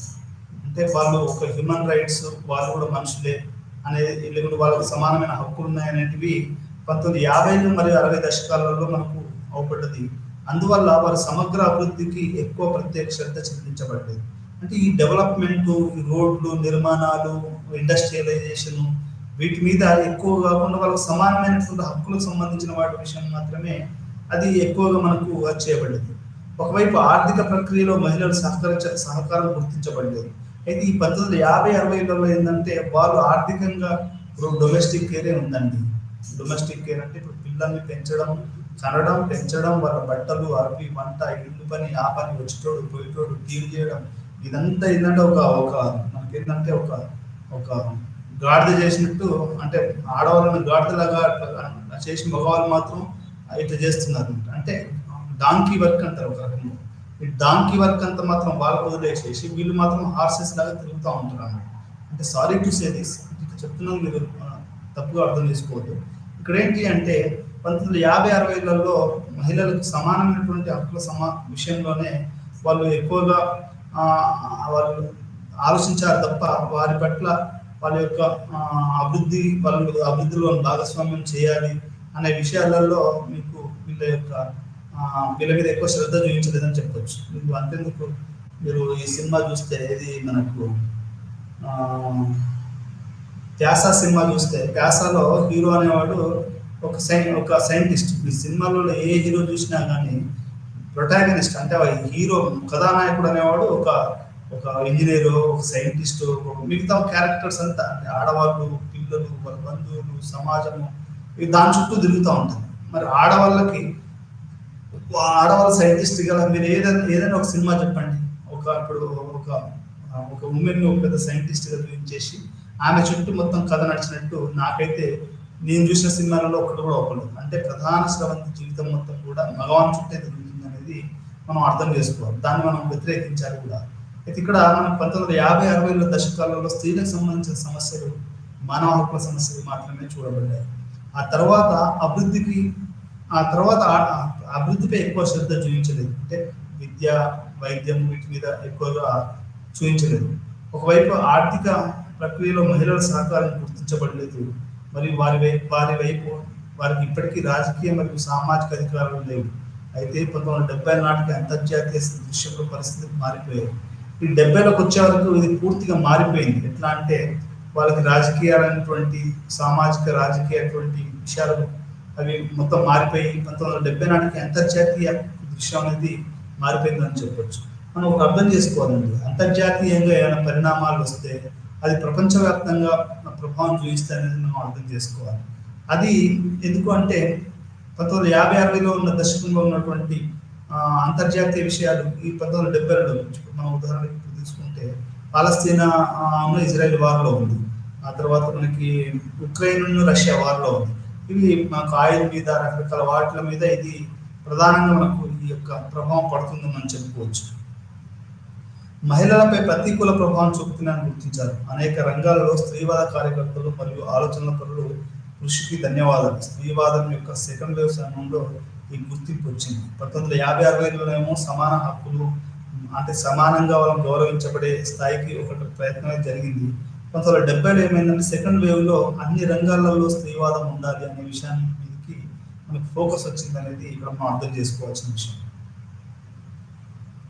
1970లో the rise of the approach అంటే ఉమెన్ ఇన్ ది లింగం మరియు అభివృద్ధి యొక్క ఖండంలో 1970లో డానిష్ స్త్రీవాది అయినటువంటి ఇస్తరో స్థిరస్థాన పుస్తకంలో ఉమెన్ ఇన్ ఎకనామిక్ డెవలప్మెంట్లో ప్రస్తావించారు. అంటే ఆమె ఈ యొక్క డానిష్ స్త్రీ అయినటువంటి ఈమె స్త్రీవాది మొట్టమొదటిసారిగా ఈ యొక్క ఉమెన్ ఇన్ డెవలప్మెంట్ అనే దాంట్లో స్త్రీల యొక్క ప్రాధాన్యత యొక్క అభివృద్ధిలో ఎలా ఉందో ఆమె మొట్టమొదటిసారిగా వివరించారు. ఆఫ్రికాలో తన అనుభవిక పరిశోధన ఆధారంగా ఆమె 1945లో అనంతరం పాశ్చాత్య అభివృద్ధి నమూనాను మహిళల పట్ల మినహాయింపుగా విమర్శించింది. ఇప్పుడు మీరు చూసే ఉంటారు, ఆఫ్రికా కానీ ఇండియా కానీ ఈ కంట్రీస్ కూడా మనకి యూరోపియన్ చేతులలో ఉండేది. ఇప్పుడు మన పాండిచ్చేరి, గోవా, మనకు చెన్నై ఇవన్నీ చూస్తే ఇదంతా కూడా ఎవరి చేతులలో ఉండేదండి? ఇదంతా కూడా పాశ్చాత్యుల చేతుల్లోనే ఉండేది. ఈ పాశ్చాత్యుల యొక్క నమూనా అనేది, అభివృద్ధి నమూనా అనేది మహిళలను మినహాయింపుగా చేసింది. అంటే మహిళల గురించి అభివృద్ధి చేసేటప్పుడు మహిళల గురించి ఒక కనీస ఆలోచన రాలేదు అనేది ఇక్కడ మనకు ఈ డానిష్ స్త్రీవాదైనటువంటి మనకు ఎస్తారో చెప్తున్నారు. ఆమె గమనించిన అభివృద్ధి నమూనాలో మహిళలు నిష్క్రియ లబ్ధిదారులుగా మాత్రమే చేయబడ్డారు. అంటే ప్యాసివ్ కన్జ్యూమర్స్, అంటే మేము అభివృద్ధి చేస్తాము, మీరు అనుభవించండి, నేను ఇల్లు కడతాను, ఎంజాయ్ చేయండి, నేను డబ్బులు తీసుకొస్తాను, మీకు కావాల్సిన. అంటే వాళ్ళకు ఒక ఏజెన్సీ, అంటే వాళ్ళకు ఒక వ్యక్తిత్వం ఉంటుంది, వాళ్ళు మనుషులు, వాళ్ళకు కొన్ని అభిప్రాయాలు ఉంటాయి, వాళ్ళ విధంగా వాళ్ళు బతకాలి, వాళ్ళు ఒక మిషన్లు కాదు కదా, అట్లా కాదు కదా. అంటే ఒక వ్యక్తిత్వం లేని వ్యక్తులుగా ఆడవాళ్ళను చూపించడం, వాళ్ళు ఒక నిష్క్రియమైనటువంటి లబ్ధిదారులుగా మాత్రమే చూడడం అనేది 1970 వరకు సాగింది అనేది మనం ఇక్కడ అర్థం చేసుకోవాలి. గృహిణులుగా, తల్లులుగా, మోడల్స్ పురుషులను, కుటుంబాలను అన్నదాతలుగా భావించింది. అంటే మీరు చాలా సినిమాల్లో చూసి ఉంటారు, మనం లెటర్ రాసేటప్పుడు కానీ, పేదరికం గురించి రాసేటప్పుడు కానీ, అబ్బాయి గురించి he's the sole bread winner. ఒక చిన్న ఆటో ఓడో, లేకుంటే ఒక రిక్షానో, ఒక తోపుడు బండి, ఒక బండ్లు అమ్ముకునేవాడినో మనం చూస్తే ఏమంటారంటే he's the sole bread winner of the family అని రాస్తారు. చాలా మంది స్టూడెంట్స్ కూడా పల్లెటూరు నుంచి వచ్చిన వాళ్ళు, నాలాంటి మీకు ఎవరైనా కానీ లెటర్ ఆర్థిక సాయం కావాలంటే సోల్ బ్రెడ్ విన్నర్స్ అని రాస్తాం. అది ఎప్పుడు మగవాళ్ళే ఒక అన్నదాతలుగా చూడబడ్డారు ఈ యొక్క మొత్తం సమాజంలో అనేది మనం ఇక్కడ అర్థం తీసుకోవాలి. అంటే ఆడవాళ్ళు సంపాదించలేక, ఆడవాళ్ళు వాళ్ళు సాయం చేయలేదు. ఇప్పుడు నాకు అవసరం ఉందనుకోండి, నిజం చెప్పాలంటే మా మదర్, మా సిస్టర్ చాలా హెల్ప్ చేస్తారు. నేను ఓన్లీ జస్ట్ ఇది నాకు ఏ రోజు కూడా అంటే ఆర్థికంగా నన్ను ఒక సోషియాలజిస్ట్గా మంచి తీర్చిదిద్దింది, కానీ ఆర్థికంగా నన్ను ఎప్పుడు ఇది నిలబెట్టలేకపోయింది. అంటే మరి మా మదరు, మా సిస్టరు, మా వాళ్ళందరూ కూడా నాకు హెల్ప్ చేస్తుంది కదా ఈరోజు నేను పాఠం చెప్తున్నాను. అంటే వాళ్ళ యొక్క రోల్ని వాళ్ళు మనం యాక్సెప్ట్ చేయలేదు. అంటే అభివృద్ధి నమూనాలో ఆడవాళ్ళని ఒక అదేం చేయించారు అంటే ఆడవాళ్ళని వాళ్ళని ఒక కన్స్యూమర్స్గానే తీసుకున్నారు తప్ప, అంటే వాళ్ళు దాని సేవకులు మాత్రమే తీసుకున్నారు తప్ప, వాళ్ళు కూడా అభివృద్ధిలో భాగం లబ్ధిదారులుగానే చూశారు తప్ప. మీరు ఇప్పటికీ చూడండి, గ్యాస్ కనెక్షన్స్ కానివ్వండి, లేకపోతే అది కానివ్వండి, ఆడవాళ్ళందరూ క్యూలు కట్టేసేసి, మొన్న చంద్రబాబు నాయుడు మీటింగ్లో ఏదో చీరలు మాస్తుందనంటే ఆడవాళ్ళు చాలా మంది చచ్చిపోయారు. ఆ మధ్యలో ఎక్కడో ఉత్తరప్రదేశ్లో ఏదో చేస్తున్నారంటే ఆడవాళ్ళంతా చాలా మంది చనిపోయారు. వాళ్ళు చీరలు ఏదో బాబా వస్తున్నాడంటే అక్కడ ఆడవాళ్ళు చచ్చిపోయారు. అంటే మహిళలను ఒక నిష్క్రియ లబ్ధిదారులుగా చూడడం అనేది ఎంత అన్యాయం అంటే, నాకు తెలిసి ప్రపంచంలో అంతకంటే అన్యాయం ఇంకేముండదండి. వాళ్ళకు ఒక ఏజెన్సీ లేనట్టు, వాళ్ళు ప్రతి దాంట్లో, అది గ్యాస్ కనెక్షన్ కానివ్వండి, లేకపోతే మహాలక్ష్మి పథకం కానివ్వండి, లేకుంటే మా ప్రధానమంత్రి విషయాలు కానీ, వాళ్ళకి ఎందుకు ప్రధానమంత్రి గారండి? వాళ్ళు ఎందుకు మనం మొగోళ్ళు మీటింగ్లు చేసినట్టు ఇట్లా రోడ్ల మీద ఎందుకు చేయకూడదు? అంటే వాళ్ళ రాజకీయం ఎందుకు ఎదగకూడదు? వాళ్ళు ఏమైనా గ్రూమ్గా మనకు ఎట్లా పడుతుంది, మాతాయే బహిన, ఇప్పుడు అక్కలారా చెల్లెలారా ఇట్లా చూడడం తప్ప వాళ్ళని ఎందుకు అది చేయకూడదు?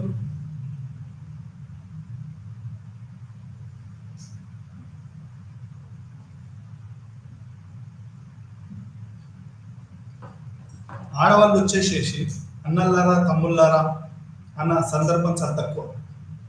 ఏమైనా కానీ మగవాళ్ళే ఆడవాళ్ళను అక్కలారా, చెల్లెల్లారా అనుకుంటూ చెప్పుకుంటూ వాళ్ళ ఓట్లన్నీ తీసుకొని ఈరోజు రాజ్యాధికారం చేసుకుంటూ తిరుగుతున్నారు. అదే ఆడవాళ్ళు ఎందుకు కావడం ముఖ్యమంత్రి, తెలంగాణ కానీ ఆంధ్రప్రదేశ్ కానీ, ఈ వీళ్ళే మగవాళ్ళు ఎందుకు ఉండాలి?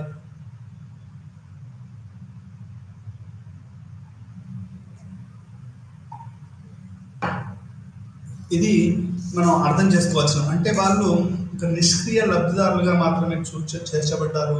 అనేది మనకు మొట్టమొదటిసారిగా ఈ డానిష్ ఫెమినిస్టు చెప్పారు. గృహిణులుగా, తల్లులుగా ఆ, చూడబడ్డారు. కుటుంబ అన్నదాతలుగా భావించింది ఏ రోజు లేదు. వ్యవసాయం మరియు ఆహారోత్పత్తిలో మహిళల సహకారం పూర్తిగా తగ్గింపు అనేది జరిగింది. అంటే ఈ వ్యవసాయంలో కానీ, ఆహారోత్పత్తిలో మరియు వ్యవసాయంలో ఈ యొక్క స్త్రీల యొక్క దాన్ని ఏ రోజు మనం అది దాన్ని మనం రికగ్నైజ్ చేయలేదు, కన్సిడర్ చేయలేదు అనేది ఇక్కడ మనకు ఈమె చెప్తా ఉన్నారు. ఆమె సమకాలీన పనులు చేసి ఇటువంటి పరిశీలనలో ఐక్యరాజ్య సమితి గుర్తించింది. అంటే ఈ స్త్రీల యొక్క ప్రాధాన్యత డెవలప్ మోడల్ వ్యవసాయంలో కానివ్వండి, బ్రెడ్ విన్నింగ్ లో కానివ్వండి, కేర్ టేకింగ్ లో కానీ, డొమెస్టిక్ విషయాలలో కానీ ఆమె డానిష్ ఫెమినిస్ట్ అంటే ఈమె చాలా పెద్ద పెద్ద రచనలు చేయడం వల్ల మొట్టమొదటిసారిగా ఐక్యరాజ్య సమితి ఈమె యొక్క రచనలను గుర్తించింది. ఈమె యొక్క దాన్ని గుర్తించేసి ఆమె రచనలకు ఐక్యరాజ్య సమితి గుర్తింపునిచ్చిందని మనం చెప్పుకోవచ్చు. 1975 నుండి ఐక్యరాజ్య సమితి నిర్వహించిన మహిళలపై ప్రపంచ సదస్సు జాబితాను రూపొందించడానికి పుస్తకాలు, పత్రికలు మరియు ద్వారా అన్వేషించింది. అలాగే సమావేశాలకు ప్రధాన లక్ష్యాలు మరియు ఫలితాల జాబితాను రూపొందించడానికి ప్రయత్నించండి. వీరైతే అధ్యయన కేంద్రాలతో వీటితో జాబితాను సంరక్షకుగా మరియు పెంపకందారులుగా చర్చించండి, సరిపోల్చండి. అంటే మనం 1975 తర్వాత మనకు మహిళల యొక్క ప్రపంచ సదస్సు అనేది రకరకాలుగా మారుతున్నాయి. ఇప్పుడు మనకు వరల్డ్ ఉమెన్స్ కాంగ్రెస్ అని హెచ్సిలో ఒకరోజు జరిగింది. అంటే ప్రపంచ స్త్రీల సమావేశం అనేది హెచ్సిలో ఒకటి జరిగింది. అంటే ఈ యొక్క సదస్సులు అనేటివి మనం చూస్తే అది రకరకాల దేశాల్లో మనం ఒక జాబితాను తయారు చేయొచ్చు అనేది మనం కూడా అర్థం చేసుకోవాలి. 1980లో గ్యాడ్ అప్రోచ్, అక్కడ ఉమెన్ అండ్ డెవలప్మెంట్ అని జరిగింది. అంటే ఇంతకుముందు ఉమెన్ డెవలప్మెంట్ అంటే స్త్రీలు కూడా అభివృద్ధిలో భాగం అనేది bad. Women and development bad అనేది కూడా వచ్చింది. ఉమెన్ అండ్ డెవలప్మెంట్ అంటే ఏంటంటే స్త్రీలకి కొంచెము వాళ్ళ యొక్క అవసరాలు, వాళ్ళ యొక్క అభిప్రాయాలు అనేది అక్కడ ఉమెన్ అండ్ డెవలప్మెంట్ చెప్తుంది. కొత్తగా వచ్చింది 1980లో వచ్చింది ఏంటంటే గ్యాడ్ అంటే జెండర్ అండ్ డెవలప్మెంట్. అంటే జెండర్ అంటే స్త్రీవాదము మరియు మనకు అభివృద్ధి. జెండర్ అండ్ ఇది 1980 బ్యాడ్ వేరు, గ్యాడ్ వేరు. గ్యాడ్ అంటే జెండర్ అంటే ఇక్కడ ఏం చెప్తుంది అంటే యొక్క సంభాషణ ఏదైతే ఉందో, అంటే అభివృద్ధికి మరియు స్త్రీలకు మధ్యలో ఒక సంభాషణ ఉండాలి. ఈ సంభాషణ ద్వారానే మనకు అభివృద్ధి జరుగుతుంది అనేది మనకు జెండర్ అండ్ డెవలప్మెంట్ అనేది మనకు చెప్తుంది. 1980 దశకంలో స్త్రీవాదం యొక్క 3వ తరంగం పెరుగుదల ద్వారా గుర్తించబడింది. లాటిన్ అమెరికన్ మరియు ఇతర అభివృద్ధి చెందుతున్న దేశాల్లో మహిళలు ఇప్పటికీ పూర్తి పౌరసత్వాన్ని పొందలేదు. ఇది చాలా గుర్తుందండి. ఇప్పుడు ఈ రోజు మనకు దళితులు లేకుంటే మైనారిటీస్, ఈ రోజు ముస్లిమ్స్ ఈ యొక్క పౌరసత్వ చట్టం వచ్చినప్పుడు వీళ్ళని సెకండ్ గ్రేడ్ సిటిజన్స్ గా మార్చాలి అనేది ఉంది. ఒక కుట్ర జరుగుతుంది, బీజేపీ వాళ్ళు చేస్తున్నారు అనేది చెప్తా ఉన్నారు. అట్లే ఇప్పుడు 80 దశకంలో వీళ్ళకి స్త్రీలకి పూర్తి పౌరసత్వం లేదు అనేది అర్థం చేసుకోవాలి. పౌరసత్వం అనుకుంటున్నాం అందరం సిటిజన్స్ అని. వేరే క్షుణ్ణంగా దాని కనుక ఒకసారి చూస్తే, మళ్ళీ ఒకసారి రిపీటెడ్గా చూస్తే మనకు పూర్తి పౌరసత్వము దళితులకి, స్త్రీలకి, మైనారిటీలకు రాలేదు. బ్రాహ్మణ, క్షత్రియ, వైశ్య కులాలకు మాత్రం శూద్రులు కూడా ఒక రకంగా పూర్తి అది లేదు. ఒక శివాజీ శూద్రుడు, అతను ప్రధానమంత్రి అయితే బాపను కాలుతోటి బొట్టు పెట్టిన ఉదంతాలు భారతదేశంలో ఉన్నాయి. అంటే పూర్తి పౌరసత్వాన్ని పొందలేదు లాటిన్ అమెరికన్ ప్రజలు అనేది మనకు ఇక్కడ అర్థమవుతుంది. అంటే వాళ్ళకి పూర్తి పౌరసత్వమే లేదు.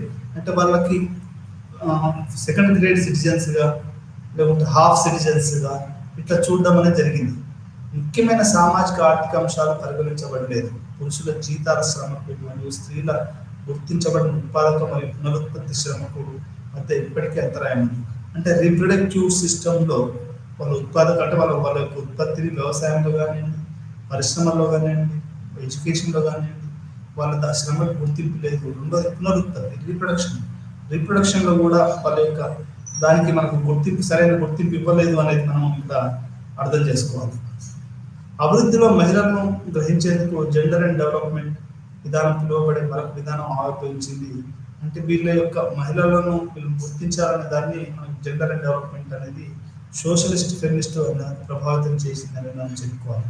అంటే వాళ్ళ యొక్క ప్రత్యేకంగా సోషలిస్ట్ విధానాలు మనకు ఈ యొక్క జెండర్ అండ్ డెవలప్మెంట్కి ఉపయోగపడ్డాయని మనకు అర్థమవుతుంది.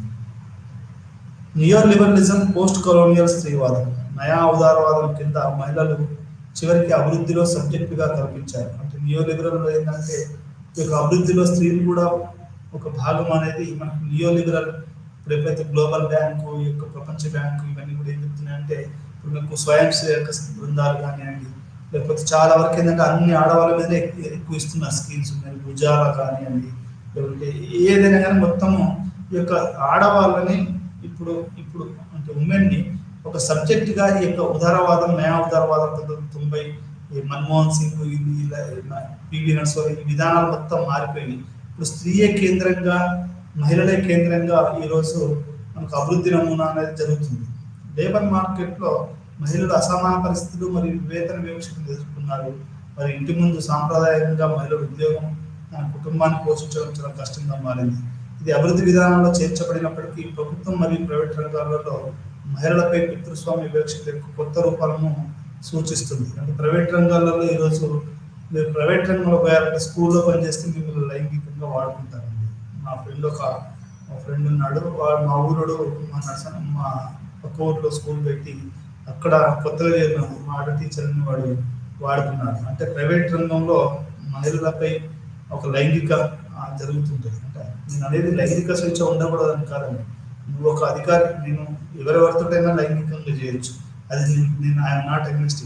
ఇప్పుడు జరుగుతుందంటే ప్రైవేట్ రంగంలో వచ్చేసరికి ఏమవుతుందంటే ప్రభుత్వంలోనే చాలా వాళ్ళ హక్కుల్ని అది చేస్తుంది. ప్రైవేట్ రంగంలో లైంగికంగా మహిళలపై ఇది ఎక్కువగా ఉంటుంది, పితృస్వామ్య వివక్షత అనేది ఎక్కువగా ఉంటుంది అనేది మనం ఇక్కడ అర్థం చేసుకోవాలి. స్త్రీల పేదరికం మరియు పేదరికం యొక్క స్త్రీకరణ అనే విషయాలు చక్రాన్ని దారితీసింది. ఎంత అద్భుతంగా రాశారు చూడండి. స్త్రీల పేదరికం, ఆడవాళ్ళ పేదరికం మరియు పేదరికం యొక్క స్త్రీకరణ. అంటే పేదరికం అనే దాంట్లో పేదరికాన్ని ఆడవాళ్ళు చేస్తున్నారు, స్త్రీకరణ చేస్తున్నారు. అంటే ఒక పేదరికం అంటే ఆడవాళ్ళే పేదలుగా ఉండేటట్టుగా మనం మొత్తం మన క్లియర్ మైండ్ మొత్తం ఎట్లా ఉంటుంది అంటే మన పేదరికాన్ని స్త్రీకరణ చేస్తాం, మనమేమో ఉన్న ధనాన్నేమో పురుషీకరణ చేస్తాం. ఇది చాలా అద్భుతమైన పదం. జీవితంలో అత్యద్భుతమైన పేదరికం, స్త్రీకరణ అనే పదము వండర్ఫుల్ వర్డ్ అన్నట్టు చక్రం దారితీసింది. 1985లో నైరోబీలో జరిగిన మహిళలపై జరిగిన 2వ ప్రపంచ సదస్సులో development alternative perspectives a new era dawn అనేది మనకు ఏర్పాటు జరిగింది. డెవలప్మెంట్ ఆల్టర్నేటివ్ ఉమెన్స్ అనేది జరిగింది అనే మహిళా నెట్వర్క్ అభివృద్ధి యొక్క సంకుచిత నిర్వచనాన్ని ఆర్థిక వృద్ధిగా తిరస్కరించింది. ఏదైతే మనం అభివృద్ధి అని మనం గత పాఠాలలో కూడా తెలుసుకున్నామో, ఒక దేశం ఆర్థికంగా అభివృద్ధి చెందితే అది అభివృద్ధి చెందినట్టు కాదు. ఆ దేశంలో స్త్రీలు, మహిళలు, పిల్లల న్యూట్రిషన్, మైనారిటీల హక్కులు, ఫ్రీడము, అమర్త్య సేన్ గారు చెప్పినట్టు ఇది మన 1980లో జరిగిన యొక్క మహిళల సదస్సు అనేది ఈ యొక్క అభివృద్ధి యొక్క పదం యొక్క డెఫినేషన్ తిరస్కరించింది అనేది మనం అర్థం చేసుకోవాలి. బదులుగా మహిళల జీవన ప్రమాణంలో సంక్షోభం, వినియోగదారుల వాదం మరియు రుణభారం దారితీసిందని వాదించింది. అంటే ఈ యొక్క అభివృద్ధి నమూనా అనేది ఇప్పుడు మీరు చూడండి, హైదరాబాద్లో కానివ్వండి, మా ఇంట్లో కానివ్వండి, ఎక్కువ ఈ అభివృద్ధి ఏం అభివృద్ధి చేస్తున్నారంటే ఊరు వదిలేసేసి ఈరోజు అప్పుల పాలపై ఎస్బీఐ బ్యాంకులలో, ఆ బ్యాంకులలో, ఈ బ్యాంకులలో యువత అయితే ఆన్లైన్ వాటిలలో మొత్తం అప్పుల రుణభారంగా ఒక్కొక్కరి మీద ఎంత భారం ఉందో మనకు చెప్పడం చాలా కష్టం. ఇవన్నీ కూడా ఒక సంక్షోభానికి దారితీసింది, రుణభారానికి దారితీసిందని మనం ఖచ్చితంగా చెప్పవచ్చు. Eco feminism, feminist critic of development. అంటే ఎకో ఫెమినిజం అనేది కూడా ఇప్పుడు మనం అర్థం చేసుకోవాలి. మామూలుగా మనకు స్త్రీలను ఎట్లా చూశారు అంటే ఎసెన్షియలిజం అని అంటారు. ఎసెన్షియలిజం అంటే స్త్రీలు అంటే ఇట్లనే ఉంటారు అనేది ఒకటి ఉంది. వాళ్ళని ప్రకృతితోటి, వాళ్ళనేమో ఆవేశానికి, వాళ్ళనేమో ప్రేమ కేర్కి తోటి, మనకేమో దాంతో ఇట్లా ఈ యొక్క డైకాటమీ ఏదైతే ఉందో, అంటే ఏదైతే మనకు ఈ యొక్క విభాగాలు ఏదైతే చేశారో, అంటే ప్రేమ అంటే ప్రకృతి అని వాళ్ళు, మరియు రేషనలిజం అంటే మగవాళ్ళు ఏదైతే చెప్పారో ఈ ద్వంద్వత్వాన్ని వ్యతిరేకించడమే ఎక్కువ ఫెమినిజం అని మనం అర్థం చేసుకోవాలి. ఈ సాంస్కృతిక అణచివేత అనేది ఏదైతే ఉందో దాన్ని వ్యతిరేకించడమే ఈ యొక్క స్త్రీవాద లక్ష్యం అని అర్థం చేసుకోవాలి. ఈ ఆలోచన విధానం ప్రకారం మానవ నాగరికత చరిత్రలో స్త్రీలు మరియు ప్రకృతిపై దోపిడీ లేదా అణచివేత మధ్య అనేక సాంస్కృతిక మరియు ప్రతికాత్మక సమాంతరాలు ఉన్నాయి. మహిళలు మరియు పురుషుల మధ్య ద్వంద్వత్వము తరచుగా భావోద్వేగం మరియు కారణం, స్వభావం మరియు నాగరికత. వీళ్ళేమో నేచర్కి జస్ట్ వీళ్ళకేమో నాగరికతకి, మా ఆడవాళ్ళేమో సాంప్రదాయం అయితే మగవాళ్ళేమో ఆధునికత అని ఈ యొక్క ఏదైతే ఉందో అంటే ఈ యొక్క పురుషులైతేనేమో భావోద్వేగము, వీళ్ళు ఆడవాళ్ళైతే భావోద్వేగము, వాళ్ళైతే కారణము, వీళ్ళేమో నేచరు, వాళ్ళేమో సివిలైజేషన్, వీళ్ళేమో ట్రెడిషన్, వీళ్ళేమో ఆధునికత. ఏదైతే డైకాటమీ ఉందో దీన్ని పూర్తిగా ఇది పితృస్వామ్యవాదానికి ప్రతిగా 1970లో ఎకో ఫెమినిజం ఉద్భవించింది.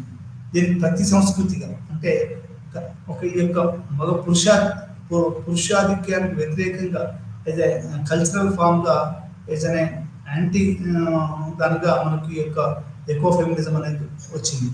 ఈ రకమైన పొలిటికో ఎకనామిక్ దాంట్లో సంఘం కలయిక అంగీకరించలేదు. మరో మాటలు చెప్పాలంటే స్త్రీలకు మరియు ప్రకృతికి మధ్య ఉన్న అవమానకరమైన అనుబంధాన్ని వారు పితృస్వామ్యంగా పిలిచారు. అంటే ఇప్పుడు వ్యవసాయంలో ఉంటారండి, ఇంట్లో పనిచేస్తారు, సహజంగా ఏమవుతుందంటే ఇప్పుడు మా అమ్మ ఉందండి, మా అమ్మ ఇంటి వెనకాల ఆ చెట్లు, ఆ కిక్కుడుకాయ చెట్లు, ఆ బెండకాయ చెట్లు, ఆ చెట్లు ఈ చెట్లు పెడతా ఉంటుంది. అంత మాత్రాన వాళ్ళు ప్రకృతికి దగ్గరగా మనం అది మనం రేషనలిస్ట్గా చూడటం అనేది అసలు ఆ వాదనే తప్పు అనేది మనం ఇక్కడ అర్థం చేసుకోవాలి. ఈ ఉద్యమం కమ్యూనిస్ట్ పార్టీలు కూడా విమర్శించింది. వారు పితృస్వామ్యానికి వ్యతిరేకంగా ఉన్నప్పటికీ ఈ పోలికను ఆందోళనను లేవలెత్తలేదని వారు చెప్తున్నారు. అంటే కమ్యూనిస్టులను కూడా ఈ ఎకో ఫెమినిజం తిడుతుంది.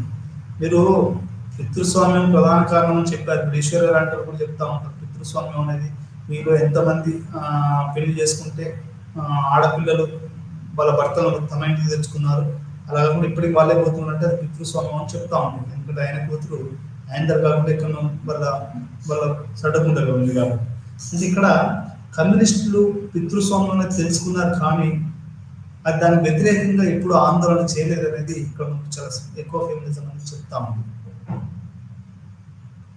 ఎకనామిక్ డెవలప్మెంట్ లేకపోవడం, డెవలప్మెంట్ ఆలోచనలు కేర్ అంటే ఈ యొక్క కేర్ అనేది కూడా మనకి ఇక్కడ చాలా మంది ఆర్థికవేత్తలు కానీ సామాజికవేత్తలు కానీ సోషాలజిస్టులు కానీ ఇది కేర్ అనే పదం అంటే ఇప్పుడు పిల్లల్ని పెంచడం ఇవన్నీ కూడా అది మనకు దాన్ని ఒక వాల్యూగా దానికి కూడా డబ్బులు ఇవ్వాలి అనే విషయాన్ని గుర్తించలేదని కూడా మనం అర్థం చేసుకోవాలి. మారియా మిసల్వే స్త్రీవాద ఆర్థికవేత్తలు కూడా గృహాలతో చెల్లించలేని పని ఆర్థిక విలువను ఉత్పత్తి చేస్తుందనే భావనతో ప్రారంభిస్తారు. సాధారణ పరికల్పనలో మద్దతు ఇచ్చే బదులు మార్కెట్లు తటస్థంగా పనిచేస్తాయి. పురుషులు మరియు స్త్రీలందరికీ ఒకే విధమైన శ్రేష్ఠను సృష్టించడం. స్త్రీవాద ఆర్థికవేత్తలు ఆర్థిక శాస్త్రంలో ఏ విలువలు సృష్టించబడుతున్నాయి మరియు ఎవరి కోసం సృష్టించబడుతున్నాయని అడుగుతున్నారు. అలాగే వారు మార్కెట్ కేంద్రీకృతంగా ఆర్థిక శాస్త్రం నుండి ఒక లీడ్ తీసుకుంటారు మరియు ఆర్థిక కార్యక్రమాల్లో మార్కెట్లో మాత్రమే జరగవని వాదించారు. ఇది ప్రైవేట్ రంగంలో గృహాల్లో కూడా సంభవించవచ్చు. మార్కెట్ అనేది ఒక ఏదో మార్కెట్ పై అక్కడ తేవడమే కాదు, అది ఇంట్లో కూడా జరుగుతుంది అనేది ఇక్కడ మనకు చెప్తున్న స్త్రీవాదం చెప్తా ఉన్నారు. మహిళల స్థలాన్ని కొలవడం అభివృద్ధి 1990 వరకు తలసరి ఆదాయంతో పాటు స్థూల జాతీయోత్పత్తి, స్థూల దేశీయోత్పత్తి అంటే GDP, gross national production, gross domestic production అనేది ఈ దేశం యొక్క పురోగతి కొలవడానికి ఉపయోగించబడింది. ఇవి కలిపి ఆర్థిక వ్యవస్థ పనితీరును, ఆర్థిక వ్యవస్థలో ఆదాయ పంపిణీ ప్రతిబింబిస్తాయి. కానీ ఆర్థిక వ్యవస్థలో నివసిస్తున్న ప్రజల వాస్తవ శ్రేష్ఠను అర్థం చేసుకోవడంలో ఈ గణాంకాలు అనువదించలేదు.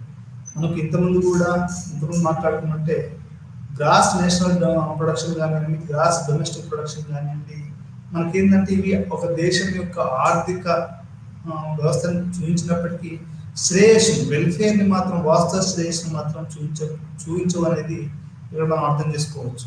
మనకు మన మోడీ గారు చెప్తా ఉంటారు ఇది $1 ట్రిలియన్ ఎకానమీ చేయాలి ఇండియాని అని.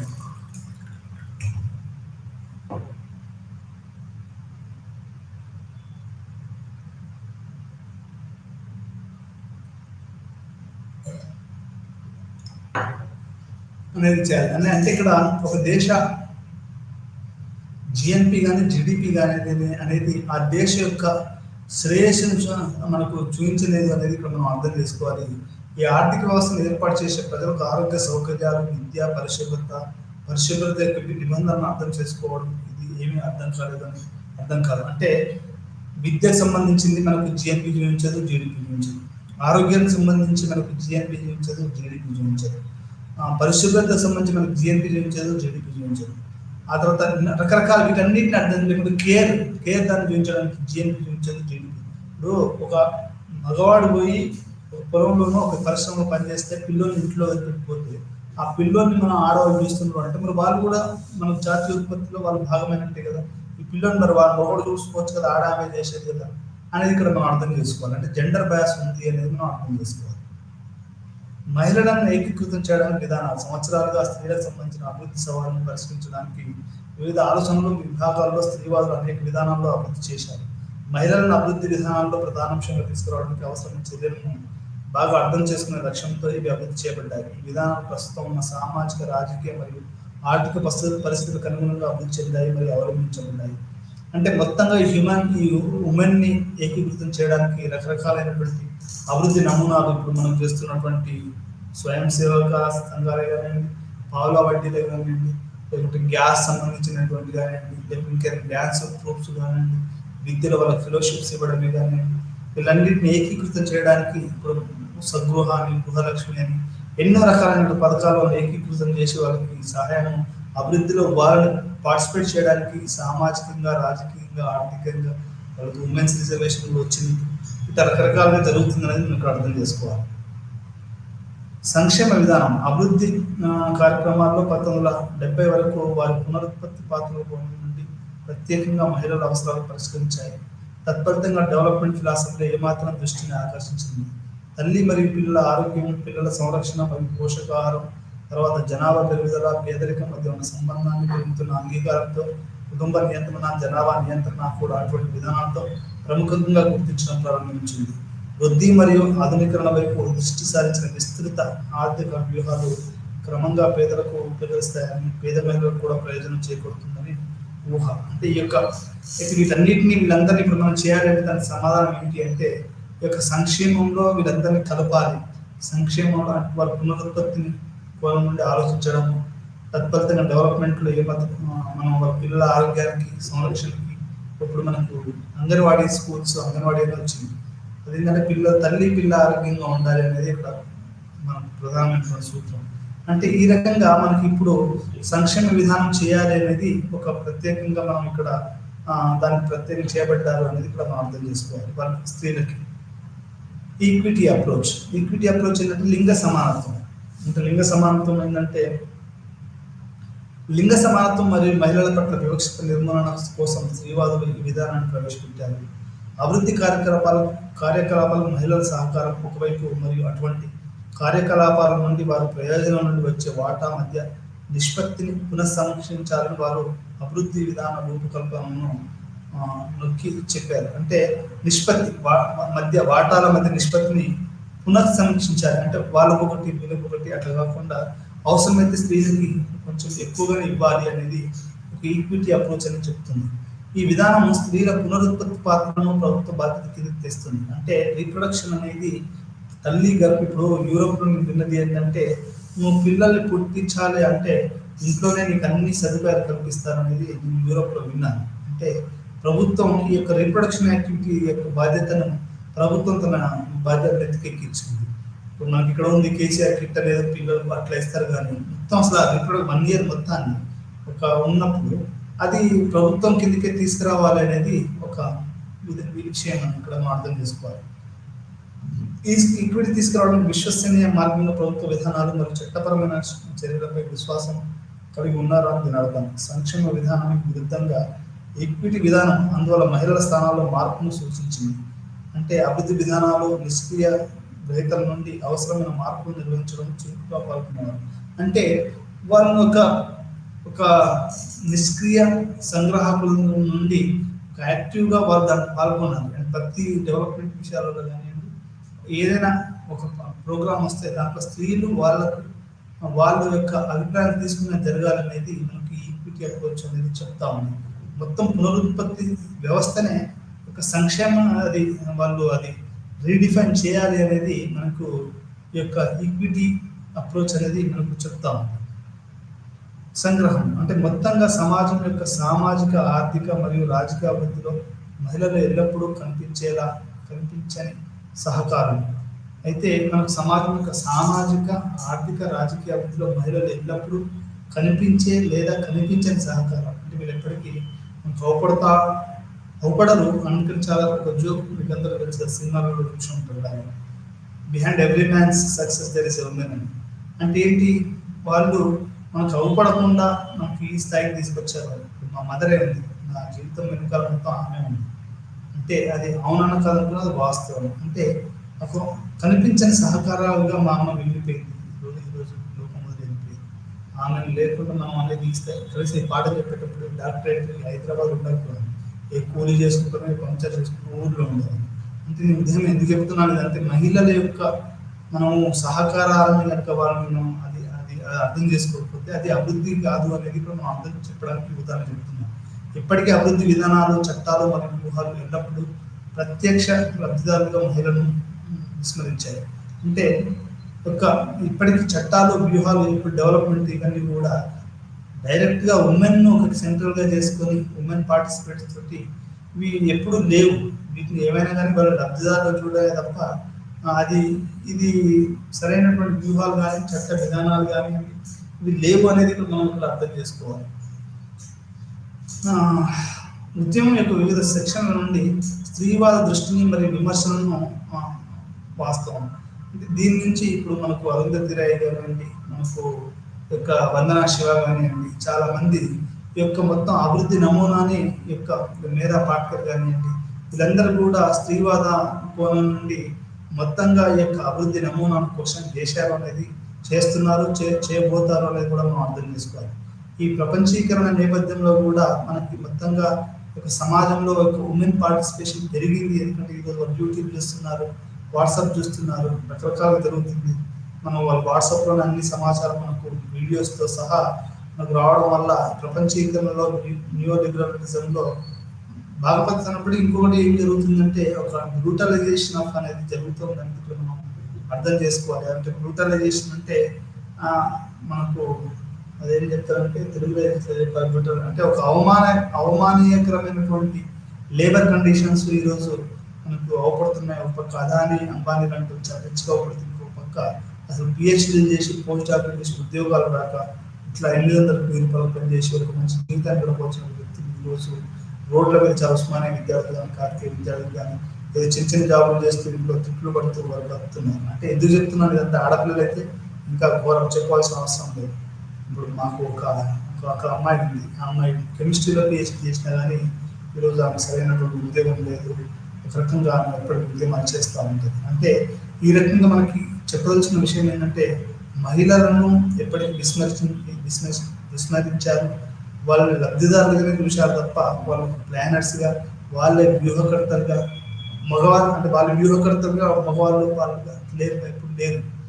అంటే మగవాళ్ళే వ్యూహకర్తలుగా ఉన్నారు, వాళ్ళు లబ్ధిదారులుగా ఉన్నారు. రాబోయే రోజుల్లో ఎట్లా ఉంటుందంటే వాళ్ళు వ్యూహకర్తలుగా ఉండి మగవాళ్ళు లబ్ధిదారులుగా ఉండే రోజులు దగ్గరలో ఉండొచ్చు అని మనం అర్థం చేసుకోవాలి. స్త్రీవాద దృష్టిని మరియు విమర్శలను వాస్తవం. స్త్రీవాదులు మరోవైపు అభివృద్ధి విధానాలతో మహిళలను తీసుకురావడానికి వివిధ ప్రత్యామ్నాయ అభివృద్ధి నమూనాలు సృష్టించారు. ఇంతకుముందు మనం చెప్పినట్టు అల్టర్నేటివ్ డెవలప్మెంట్ థింకింగ్ మనకు ఇంతకుముందు చెప్పారు. అది అల్టర్నేటివ్ డెవలప్మెంట్ థింకింగ్ అనేది స్త్రీల యొక్క విషయాలను ప్రధానంగా చేసుకొని ఈ అల్టర్నేటివ్ మోడల్స్ కూడా మనకు ఇంతకుముందు కూడా మనం అల్టర్నేటివ్ మోడల్స్ చెప్పుకున్నాం. అంటే ఫంక్షనలిజము, అది కాకుండా నియో లిబరలిజం కాకుండా అల్టర్నేటివ్ మోడల్స్ అనేటివి కూడా మనకి ఈ యొక్క దీంట్లోనే ఈ యొక్క పీపుల్స్ పార్టిసిపేషన్ ఇదంతా వస్తుంది, స్త్రీల పార్టిసిపేషన్ వస్తుంది అనేది మనం ఇక్కడ ఇంతకుముందు డెవలప్మెంట్ దాంట్లో తెలుసుకున్నాం. మరి ప్రత్యామ్నాయాల కాలంలో 2 వేరియబుల్స్ పరస్పర చర్య ప్రకాశవంతంగా కనిపిస్తుంది. అంటే స్త్రీవాదులు, మహిళలు వీళ్ళ యొక్క దాని మీద ఇది ఇట్లా ఉంటేనే అది అభివృద్ధి చెందుతుంది అనేది కూడా మనం ఇక్కడ అర్థం చేసుకోవాల్సిన విషయం. మొత్తంగా ఈ యొక్క పాఠంలో మనం ఈ పాఠంలో మనం ప్రధానంగా ఏం చర్చించామంటే ఈ డానిష్ మన 1970లో నుంచి యొక్క మొదటి వేవ్ ఆఫ్ ఫెమినిజం అంటే 1940-50లలో ఏ రకంగా ఒక మానవ హక్కుల ఉద్యమంగా ఉన్నటువంటి స్త్రీల యొక్కది 70 దశకంలో వచ్చే వరకు అది ఎట్లా మారింది అంటే 50-60 నుంచి అది 70 దశకంలో వచ్చే వరకు అది ఒక ప్యాసివ్గా అంటే వాళ్ళు ఒక ప్యాసివ్ కన్స్యూమర్స్ ఉన్నారు డెవలప్మెంట్ తప్ప దాన్ని అభివృద్ధి అభివృద్ధి అనేది క్వశ్చన్ 70 నుంచి చేయడం మొదలుపెట్టారు. 80లోకి వచ్చేవరకు అది women in development, women of development అనేది జరిగింది. బ్యాడ్ విన్ అనేది జరిగింది. వీడ్ బ్యాడ్ అనేది జరిగింది. ఆ తర్వాత బ్యాడ్ ఆ తర్వాత ఉమెన్ మరియు డైలాగ్ అంటే స్త్రీలకి మరియు అభివృద్ధికి ఒక రకమైనటువంటి చర్య చర్చ జరగాలి. అప్పుడే అభివృద్ధి నిజమైన అభివృద్ధి జరుగుతుంది అనేది మనకు ఉమెన్ డెవలప్మెంట్ బ్యాడ్ అనేది వచ్చింది. ఆ తర్వాత మనం చూస్తే అల్టర్నేటివ్ ఫార్మ్స్ ఆఫ్ డెవలప్మెంట్ అనేది వచ్చింది. అంటే ఎందుకంటే కేర్ అనేది మనం ఇప్పుడు చిన్నప్పుడు పుట్టిన కాంచి దొడ్డి పోయినప్పుడు కలిగిన కాంచి మొదలుపెట్టుకుని మనం నాప్కిన్స్ చేసేంతవరకు ఇవన్నీ కూడా ఆడవాళ్ళు ఎక్కువ చేస్తారు, మగవాళ్ళు అన్ని వేరే పనులు చేస్తారు. అంటే ఇట్లా ఈ యొక్క కేర్ యొక్క సంరక్షణ అనే దాన్ని వాళ్ళు క్వశ్చన్ చేశారు. దీన్ని ఒక బ్రెడ్ విన్నర్గా మొగలను చూడడం, ఆడవాళ్ళు చూడకపోవడం, దీన్ని అసలు శ్రమగా గుర్తించకపోవడం, అంటే మన కుటుంబంలో జరిగే పనులను శ్రమగా చూడకపోవడం అనేది చాలా చాలా అది చాలా భయంకరమైనటువంటి సత్యం అని. మా ఇంట్లో కూడా మా అమ్మ ఎప్పటికీ చెప్తా ఉంటుంది, మీరు పని చేయట్లేదు, మీరే బయటికి పోయించినట్టు చేస్తున్నట్టు మీకు పోజులు కూడా తప్ప అంటే అది నిజమే. అది అంటే మనం డొమెస్టిక్గా జరిగేదాన్ని వంట చేయడం, బట్టలు ఉతుకోవడం, ఇల్లు వెళ్ళడం, ఆ తర్వాత తెల్లారు లేచి ఊడ్చి వాకిలు వేసేయడం, ఇవన్నీ పనులు కావు, ఇవి కూడా డొమెస్టిక్ ఉపయోగపడేటివి కదా. ఈ రకంగా మనకి ఎప్పుడు కూడా స్త్రీల యొక్క దాన్ని మనం గౌరవించలేదు అనేది మనం దాన్ని కూడా మనం మాట్లాడుకున్నాం. ఆ తర్వాత ప్రపంచీకరణ నేపథ్యంలో ఈ రోజులలో ఏ రకంగా మహిళలనే టార్గెట్గా చేస్తూ ఎట్లయితే ప్రపంచ బ్యాంకు ఇవన్నీ ఇప్పుడు కొత్తగా విధానాలు తీసుకొస్తుంది. ఇది మనకు డానిష్ రైటర్ రాసినటువంటి ఆమె ఫెమినిస్ట్ రాసినటువంటి రచనని అంతర్జాతీయ సమాజం ఏ రకంగా దాన్ని యాక్సెప్ట్ చేసింది, ఆ తర్వాత అది ఏ రకంగా వాళ్ళ యొక్క ఆలోచనలు మార్చింది. ఇప్పుడు మనకు ఎన్విరాన్మెంటల్లో కూడా మహిళ రాయడం వల్లనే కదా మొత్తం ఎన్విరాన్మెంటల్ అమెరికన్ సమాజం మొత్తం మారిపోయి ఒక కొత్త అర్థాన్ని మారింది. ఇక్కడ కూడా డానిష్ మహిళ రాసినటువంటి అభివృద్ధి మరియు మహిళలు అనే పుస్తకం ద్వారా మొత్తం ప్రపంచం మారిపోయింది. ఆమె యూరోసెంట్రిసిజం విమర్శించింది. ఆఫ్రికా యొక్క మహిళలను అది పరిగణలోకి తీసుకోవట్లేదు అనేది వల్ల ఆమె చర్చించింది. మహిళల ప్రాధాన్యత లేనటువంటి ఏ డెవలప్మెంట్ కూడా అసలు అభివృద్ధి కాదు, అది మగవాళ్ళ అభివృద్ధి అయితే తప్ప అది సమగ్ర అభివృద్ధి కాదు అనేది కూడా ఆమె చేయడం జరిగింది. మొత్తంగా ఈ యొక్క స్త్రీవాద దృక్కోణం, స్త్రీవాద సిద్ధాంతం అనేది స్త్రీవాద పర్స్పెక్టివ్ అనేది కొంచెం లార్జర్ చర్చ. దాంట్లో మన దళిత స్త్రీలు, దాంట్లో బ్రాహ్మణ స్త్రీలు, మైనారిటీ స్త్రీలు, గిరిజన స్త్రీలు, తెలంగాణ స్త్రీలు, ఇట్లాంటి రకరకాలైనటువంటి వెనుకబడ్డ మనకు భాగాలు కూడా వస్తాయి. అంటే పర్స్పెక్టివ్ అనే దాంట్లో మనకి ఏంటి అంటే కొంచెం విపులమైనగా మనం చర్చించే అవకాశం ఉంటుంది. సిద్ధాంతం అంటే అది అది పూర్తిగా రాదు అనేది కూడా మనం కూడా అర్థం చేసుకోవాల్సినటువంటి అవసరం ఉంది. ఇట్లాంటి విషయాలతో మనము అభివృద్ధి అనేది ఈరోజు ఉమెన్ సెంట్రిక్గా ఉండాలి, వాళ్ళ యొక్క సమాన వేతనాలు, సమాన హక్కులు యొక్క దీంట్లో ఎటువంటి మార్పు ఉండకూడదు. ఒబామా వచ్చిన తర్వాత అందుకనే మొట్టమొదటిసారిగా అతను ఈ యొక్క ఈక్వల్ పేమెంట్ మీద సంతకం చేశాడు అనేది నేను విన్నాను, చూశాను, చదివాను కూడా. అంటే ఈ యొక్క సమాన అభివృద్ధి ఈక్విటీ అనేది ఈరోజు చాలా నీడ్ ఆఫ్ ది అవర్ అనేది ఇండియా లాంటి దేశాలలో మరియు మూడో ప్రపంచ దేశాలలో మనకు ఇంకొక అప్రోచ్ కూడా ఉంది. ఉమెన్ వెల్ఫేర్ ఉమెన్ అని ఇట్లాంటివన్నీ కూడా జరుగుతూ ఉంటాయి. మూడో ప్రపంచ స్త్రీలు కూడా ఈరోజు ముందుకు వచ్చేసి చాలా చాలా ఉద్యమాలు చేస్తున్నారని చెప్తూ మనం ఈ యొక్క పాఠాన్ని ఇంతటితో ముగించి మనకు స్త్రీలు రాబోయే రోజులు ఇంకా స్త్రీవాదం అభివృద్ధి చెందుతుందని ఆశిస్తూ, అభివృద్ధిలో వాళ్ళు సమాన భాగస్వామ్యం కాదు, మావో చెప్పినట్టు ఆకాశంలో సగం భూమిలో సగమే కాదు ఇంకా ఎక్కువనే అని చెప్పినట్టు వాళ్ళు ముందుకు వస్తారని ఆశిస్తూ ఈ పాఠం ఇంతటితో ముగిస్తూ అందరికీ.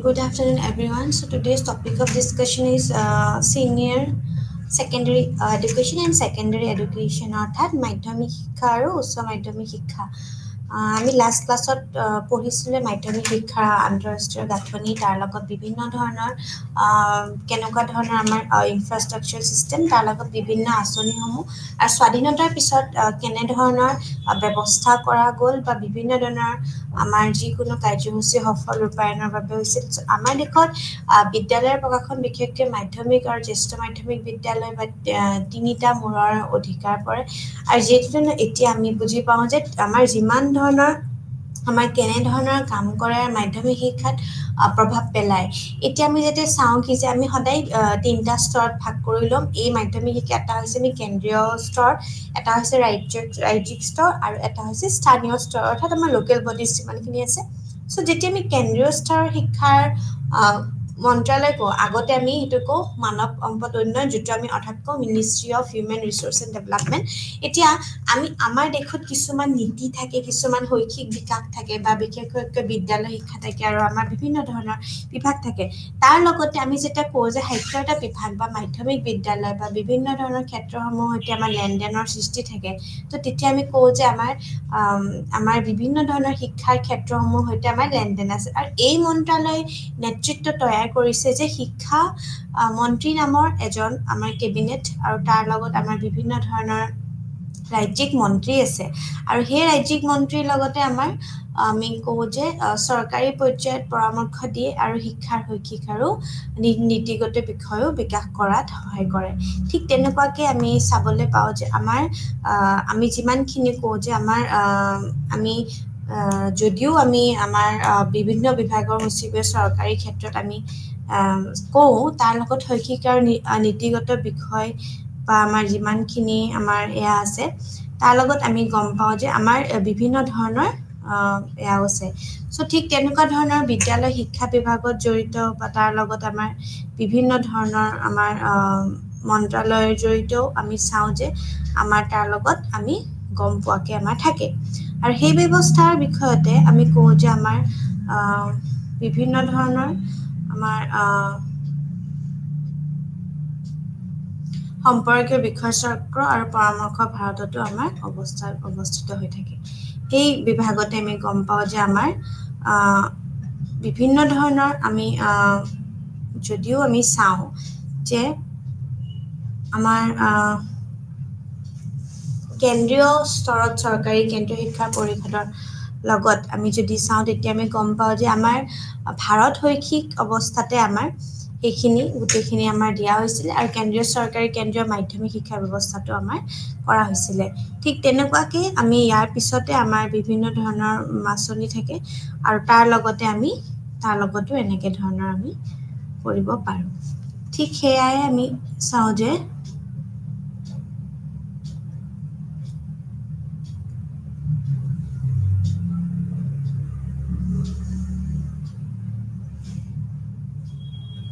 যি বিদ্যালয় শিক্ষাৰ সম্প্ৰচাৰো আমি কৰিবলৈ পাৰোঁ আৰু তাৰ লগতে আমি গম পাওঁ যে আমাৰ কেন্দ্ৰীয় চৰকাৰৰ কেন্দ্ৰীয় মাধ্যমিক শিক্ষা পৰিষদ অৰ্থাৎ আমি CBSE যেতিয়া কওঁ তেতিয়াও আমি চাওঁ যে আমি কেনেকৈ কি ধৰণে আমি আমাৰ যিমানখিনি আমাৰ প্ৰতিষ্ঠান আৰু সংগঠনসমূহ আছে সেই সংগঠনসমূহো আমি বুজিবলৈ পাওঁ ঠিক তেনেকুৱাকৈ আমি গম পাওঁ যে যদিও আমি বিভিন্ন ধৰণৰ আমাৰ ৰাষ্ট্ৰীয় মুক্ত বিশ্ববিদ্যালয় আছে আৰু তাৰ লগত আমাৰ এয়া আছে তাৰ লগত আমি গম পাওঁ ঠিক তেনেকৈ ৰাষ্ট্ৰীয় শিক্ষা গৱেষণা প্ৰশিক্ষণ পৰিষদ NCERT ৰাষ্ট্ৰীয় মুক্ত বিদ্যালয় প্ৰতিষ্ঠান নৱোদয় বিদ্যালয় সমিতি আদিৰ দৰে আন কেইবাটাও প্ৰতিষ্ঠানৰ সংগঠন সৃষ্টি কৰিছে যি বিদ্যালয় শিক্ষাৰ আমাৰ সম্প্ৰসাৰণত সহায় কৰে ঠিক যদিও শিক্ষা সমুলীকৰণ আমাৰ তালিকাৰ অধীনত আহে মাধ্যমিক শিক্ষাৰ মুখ্য ভূমিকা ৰাজ্য চৰকাৰে পালন কৰে আৰু তাৰ লগত আমাৰ সিমানখিনিও আমি গম পাওঁ ঠিক তেনেকুৱাকৈ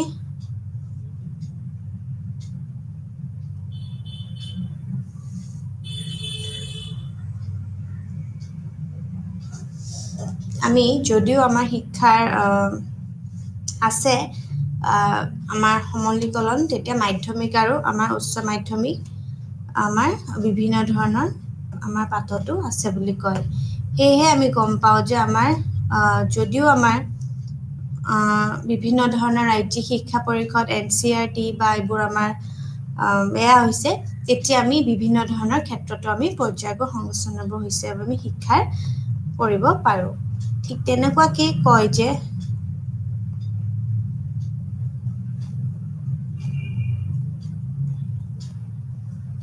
আমি যেতিয়া চাওঁ আমাৰ বিভিন্ন ধৰণৰ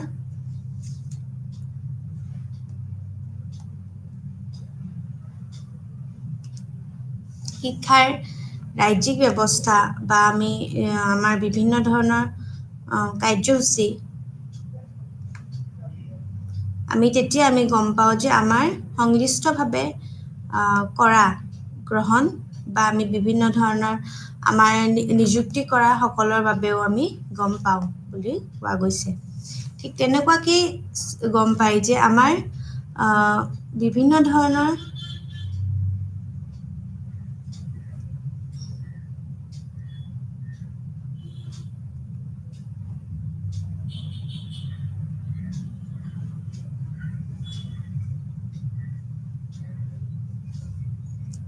শিক্ষা ৰাজ্যিক নিয়ন্ত্ৰণ বা আমাৰ বিভিন্ন ধৰণৰ ৰাজ্যিক নিয়ন্ত্ৰণ আমি যদি গম পাওঁ তেনেহ'লে আমি ইয়াতে আমি চাব পাৰোঁ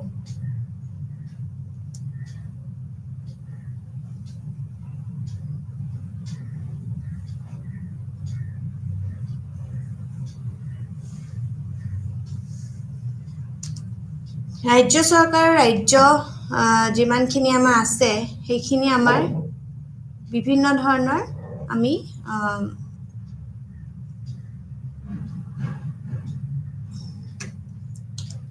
শিক্ষাৰ খণ্ড যেনে উচ্চ শিক্ষা বা আমাৰ যিকোনো শিক্ষা বিভিন্ন খণ্ড যেনে কাৰিকৰী শিক্ষা আদিৰ পৃথক মন্ত্ৰালয় থাকিব পাৰে আৰু তাৰ লগত প্ৰতিটো শিক্ষা মন্ত্ৰালয়ৰ অধীনত এটা সংখ্যাত এটা সঞ্চালকো কাম কৰে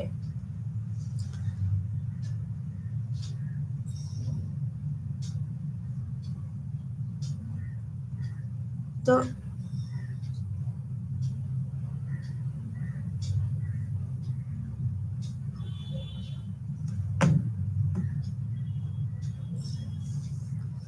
শিক্ষা বিভিন্ন খণ্ড যেনে উচ্চ শিক্ষা কাৰিকৰী শিক্ষা আদিৰ বাবে পৃথক মন্ত্ৰালয় থাকিব পাৰে আৰু তাৰ লগত ৰাজ্যিক বিভিন্ন সমাৰোহ থাকিব পাৰে বুলি কোৱা গৈছে ঠিক তেনেকৈ এটা সংখ্যাত এটা সঞ্চালকৰ বাবেও আমি এটা সংখ্যাত আমি কাম কৰোঁ ঠিক তেনেকৈ ৰাজ্যিক পৰ্যায়তো আমি বিভিন্ন ধৰণৰ আমাৰ তেওঁৰ অধীনত সচিবালয় আছে আৰু তাৰ লগত সচিবালয়ৰ প্ৰশাসনিক মুৰব্বীও হৈছে আৰু যি নীতি নিৰ্ধাৰণত আৰু বিদ্যালয় পৰ্যায়তো ইয়াৰ কাৰ্যকৰীকৰণ মন্ত্ৰীৰ ওচৰত পোনপটীয়াকৈ উত্তৰ দিয়া থাকে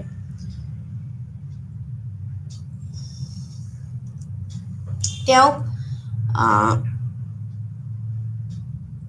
বা আমি যেতিয়া উপ সচিবালয় সহায় কৰে তাৰ লগত আমি তেতিয়াও গম পাওঁ ৰাজ্যসমূহৰ প্ৰাথমিক মাধ্যমিক আৰু উচ্চতৰ মাধ্যমিক শিক্ষাৰ দৰে শিক্ষাৰ বিভিন্ন খণ্ডৰ বাবে শিক্ষা সঞ্চালয়কো আছে আৰু সঞ্চালককেইজন সঞ্চালয়কৰ কাৰ্যবাহী মুৰব্বী আৰু সঞ্চালকৰ লগত সঞ্চালক সহকাৰী সঞ্চালক আৰু উপ সঞ্চালয়কৰ সহায় কৰে বুলি কৈছে ঠিক তেনেকৈ গম পাওঁ যে জিলাসমূহৰ নিকুট বিতৰণৰ ভিত্তিত ৰাজ্যসমূহক আমি বিভিন্ন ধৰণৰ আঞ্চলিক বা চক্ৰ কাৰ্যালয়ত বিভক্ত কৰা হয় আৰু প্ৰতিটো অঞ্চলৰ বা বৃত্ত এজন চক্ৰ শিক্ষাৰ বিষয়াৰ দায়িত্ব আছে বুলি কয় এতিয়া চক্ৰ শিক্ষাৰ বিষয়া বুলি ক'লে জিলা শিক্ষা বিষয়াৰ সহায়ত তেওঁৰ চক্ৰ বিদ্যালয় সূচীভুক্ত কৰে বুলি কৈছে আৰু তাৰ লগত বিদ্যালয় পৰিদৰ্শক বা খণ্ড শিক্ষা বিষয়াসকলো নিৰ্দিষ্ট ভৌগোলিক অঞ্চলৰ দায়িত্ব আছে বুলি কয় এতিয়া ভাৰতত সকলো ৰাজ্যতে একে প্ৰশাসনিক গাঁথনি নাই কিন্তু কিছুমান ৰাজ্যত এটা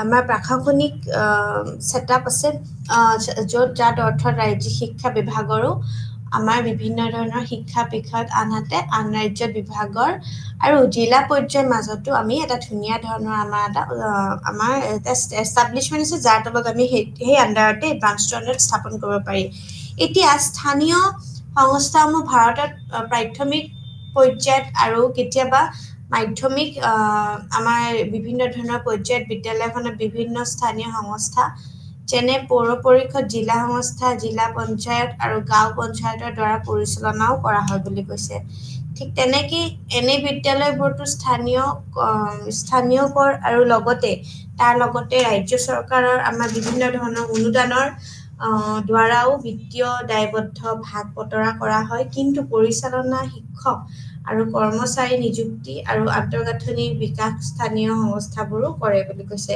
ঠিক তেনেকৈ ভাৰতত শিক্ষা ব্যৱস্থা আৰম্ভণিৰ পৰাই আমি বিভিন্ন ধৰণৰ টাইপছ পাইছোঁ মেনেজমেণ্ট অফ স্কুল ভাৰতৰ শিক্ষা ব্যৱস্থা আৰম্ভণিৰ পৰাই আমি সম্প্ৰদায়মুখী হৈ আহিছে অৱশ্যে বিগত অনুদান সহায়ক প্ৰণালীৰ জৰিয়তে পুঁজি যোগান ধৰিছে আৰু অনুদান সহায় প্ৰণালীৰ আঁৰৰ মৌলিক দৰ্শন হৈছে মাধ্যমিক শিক্ষা পৰিচালিত স্থানীয় প্ৰচেষ্টা আৰু আমি বিভিন্ন ধৰণৰ সহযোগীক অনুপ্ৰাণিত কৰা এতিয়া সময়ৰ লগে লগে ৰাজ্যৰ চৰকাৰে অনুদানৰ আকাৰ বৃদ্ধি কৰিছিল আৰু ব্যক্তিগত সাহায্যপ্ৰাপ্ত বিদ্যালয়সমূহৰ সকলো ব্যয়ৰ বাবে বৃদ্ধি যোগান ধৰিছিলে ঠিক তেনেকুৱাকে ইয়াৰ ফলস্বৰূপে ব্যক্তিগত ব্যৱস্থাপনসমূহ আমি সংখ্যক প্ৰতিষ্ঠান জ্ঞাপন কৰিছে এতিয়া ভাৰতত মাধ্যমিক বিদ্যালয়সমূহৰ বিভিন্ন প্ৰকাৰৰ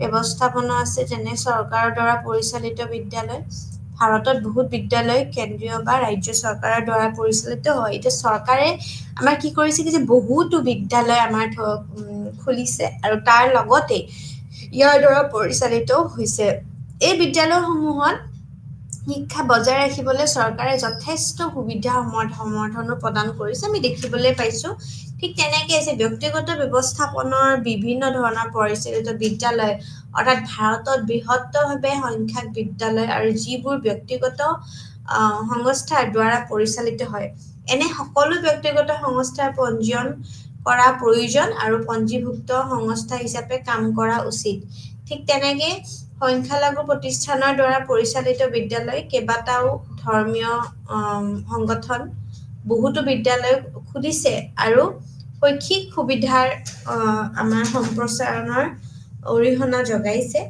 আৰু তাৰ লগতে বিভিন্ন ধৰণৰ সংবিধান 26 আৰু 30ৰ জৰিয়তে সংখ্যালঘু প্ৰতিষ্ঠান শিক্ষানুষ্ঠানো হৈছে এতিয়া regulatory bodies of secondary education বুলি ক'লে মাধ্যমিক আৰু উচ্চতৰ মাধ্যমিক শিক্ষা যেনেকৈ নৱম শ্ৰেণীৰ দ্বাদশ মুখ্যতঃ ৰাজ্য চৰকাৰৰ দায়িত্ব বিদ্যালয়সমূহক বিদ্যালয় শিক্ষাৰ সংশ্লিষ্ট ৰাজ্যিক বিভাগৰ দ্বাৰা স্বীকৃতি দিয়া হয় আৰু দশম আৰু দ্বাদশ শ্ৰেণীৰ শেষত আমাৰ ৰাজহুৱা হয় পৰীক্ষা অনুষ্ঠিত কৰা গৈছে আৰু তাৰ লগত প্ৰতিখন স্বীকৃতি বিদ্যালয়ৰ প্ৰতিষ্ঠা আৰু তাৰ লগত আমাৰ অনুষ্ঠিত কৰা বোৰ্ড বা পৰিষদৰ সৈতে সংযুক্ত হ'ব লাগিব ঠিক তেনেকৈ তিনিখন ৰাষ্ট্ৰীয় বোৰ্ডৰ সৈতে যেনেকৈ অৰ্থাৎ CBSE NAIOS আৰু CIOSৰ লগত যিমানখিনি আমাৰ প্ৰায় প্ৰতিখন ৰাজ্যৰ নিজা বোৰ্ড আছে কেন্দ্ৰীয় ৰাজ্যিক পৰ্যায়ত বহুতো সংস্থা আছে যি মাধ্যমিক আৰু জ্যেষ্ঠ মাধ্যমিক পৰ্যায়ত শিক্ষাৰ সুচাৰু ব্যৱস্থাপনা আৰু প্ৰশাসনৰ সুবিধাৰ বাবেও কাম কৰি আহিছে ঠিক তেনেকৈ বিদ্যালয় শিক্ষাৰ আমাৰ বিভিন্ন ধৰণৰ সমস্যাৰ সৈতে সম্পৰ্কিত হৈ আছে আৰু এই শৈক্ষিক আমাৰ দিবান উদ্ভাৱন আৰু গৱেষণা আছে বিকাশ আৰু সম্পৰ্কিত কাৰ্যসূচী হাতত লয় এতিয়া NCERT যে বিদ্যালয়ৰ পৰ্যায়ৰ বাবে আৰ্হিৰ পাঠ্যপুথি হেণ্ডবুক গাইডবুক পৰিপূৰক পুৰা আদিও প্ৰকাশ কৰি আহিছে বিদ্যালয়সমূহত কৰাৰ বাবে শিক্ষা মন্ত্ৰালয়ৰ কৰা আমাৰ যিমানখিনি কাৰ্যসমূহ হাতত লোৱা হৈছে উন্নত শৈক্ষিক কৌশল আৰু পদ্ধতিৰ জ্ঞান প্ৰকাশ কৰা হৈছে বিশেষ অধ্যয়ন জৰীপ আৰু অনুসন্ধানো কৰে ঠিক তেনেকেই আমি দেখিবলৈ পাওঁ যে ৰাজ্যিক শৈক্ষিক গৱেষণা আৰু প্ৰশিক্ষণ পৰিষদ ৰাজ্যিক শিক্ষা প্ৰতিষ্ঠান গ্ৰেডুৱেশ্যন বৃদ্ধি তাৰ লগত ফলস্বৰূপে 1979 চনত আমাৰ SCERTৰ অস্তিত্ব আহিছিল তাৰ লগত NCERTৰ আৰ্হিত প্ৰতিখন ৰাজ্যতে আমাৰ SCERT স্থাপন কৰা হৈছিলে এতিয়া এইটো ৰাজ্যখনত শিক্ষা উন্নত কৰাৰ বাবে প্ৰতিষ্ঠা কৰা হৈছিলে ঠিক তেনেকেই বিদ্যালয় শিক্ষাৰ পৰিৱৰ্তন এজেণ্ট হিচাপে কাম কৰা হৈছিলে মাধ্যমিক আৰু উচ্চতৰ মাধ্যমিক পৰ্যায়ৰ পাঠ্যক্ৰম বিকশিত কৰা হৈছিলে মাধ্যমিক আৰু উচ্চতৰ মাধ্যমিক পৰ্যায়ৰ শিক্ষানুষ্ঠান ব্যৱহাৰ বাবে পাঠ্যপুথি নিৰ্দেশনামূলক সামগ্ৰীৰ প্ৰস্তুত কৰাও হৈছিলে ঠিক তেনেকৈ কেন্দ্ৰীয় শৈক্ষিক প্ৰযুক্তি প্ৰতিষ্ঠান CIET 1984 চনত NCERT এক অবিচ্ছেদ্য অংশ হিচাপে স্থাপন কৰা হৈছিল উদ্দেশ্য আছিল বিদ্যালয় পৰ্যায়ত শৈক্ষিক প্ৰযুক্তি প্ৰদান কৰা প্ৰচাৰ কৰা হৈছিলে তাৰ লগত এইটো এটা সংস্থা যি MSRDৰ অধীনত কাম কৰি আহিছে আৰু তাৰ লগত ই বিদ্যালয় পৰ্যায়ত শিক্ষাৰ মানদণ্ড সম্প্ৰসাৰিত আৰু উন্নত কৰাৰ বাবে গণমাধ্যম প্ৰযুক্তি ব্যৱহাৰ কৰাও হৈছে বুলি কৈছে এতিয়া নেশ্যনেল আমাৰ যিমানখিনি অফ অপেন স্কুলিং আছে national institute of open schooling তাত 1989 চনৰ নৱেম্বৰত NEP 1986 অনুসৰি ভাৰত চৰকাৰৰ MSRD আছে আৰু তাৰ লগত NIESৰ লক্ষ্য হৈছে মুক্ত আৰু দূৰত্ব শিক্ষণ তাৰ লগত ODL অৰ্থাৎ অপেন এণ্ড ডিষ্টেন্স লাৰ্ণিঙৰ পদ্ধতিৰ জৰিয়তে আমি প্ৰাক ডিগ্ৰী স্তৰলৈ প্ৰাসংগিক অব্যাহত আৰু সামগ্ৰিক শিক্ষা প্ৰদান কৰা হৈছে বিদ্যালয় শিক্ষাৰ সাৰ্বজনীন কৰাত অৰিহণা যোগোৱা আৰু সমতা আৰু সামাজিক ন্যায়ৰ বাবে অগ্ৰাধিকাৰ প্ৰাপ্ত লক্ষ্য গোটবোৰৰো শৈক্ষিক প্ৰয়োজনীয় পূৰণ কৰা বুলি কৈছে এতিয়া NIOSে ভাৰতত আৰু বিদেশত বিভাগ আঞ্চলিক কেন্দ্ৰীয় স্বীকৃতি প্ৰতিষ্ঠান অধ্যয়ন কেন্দ্ৰ আৰু এক নেটৱৰ্কৰ জৰিয়তে কাম কৰি আহিছে ঠিক তেনেকৈ কেন্দ্ৰীয় বিদ্যালয় সংগঠন 1963 চনত আমাৰ KVS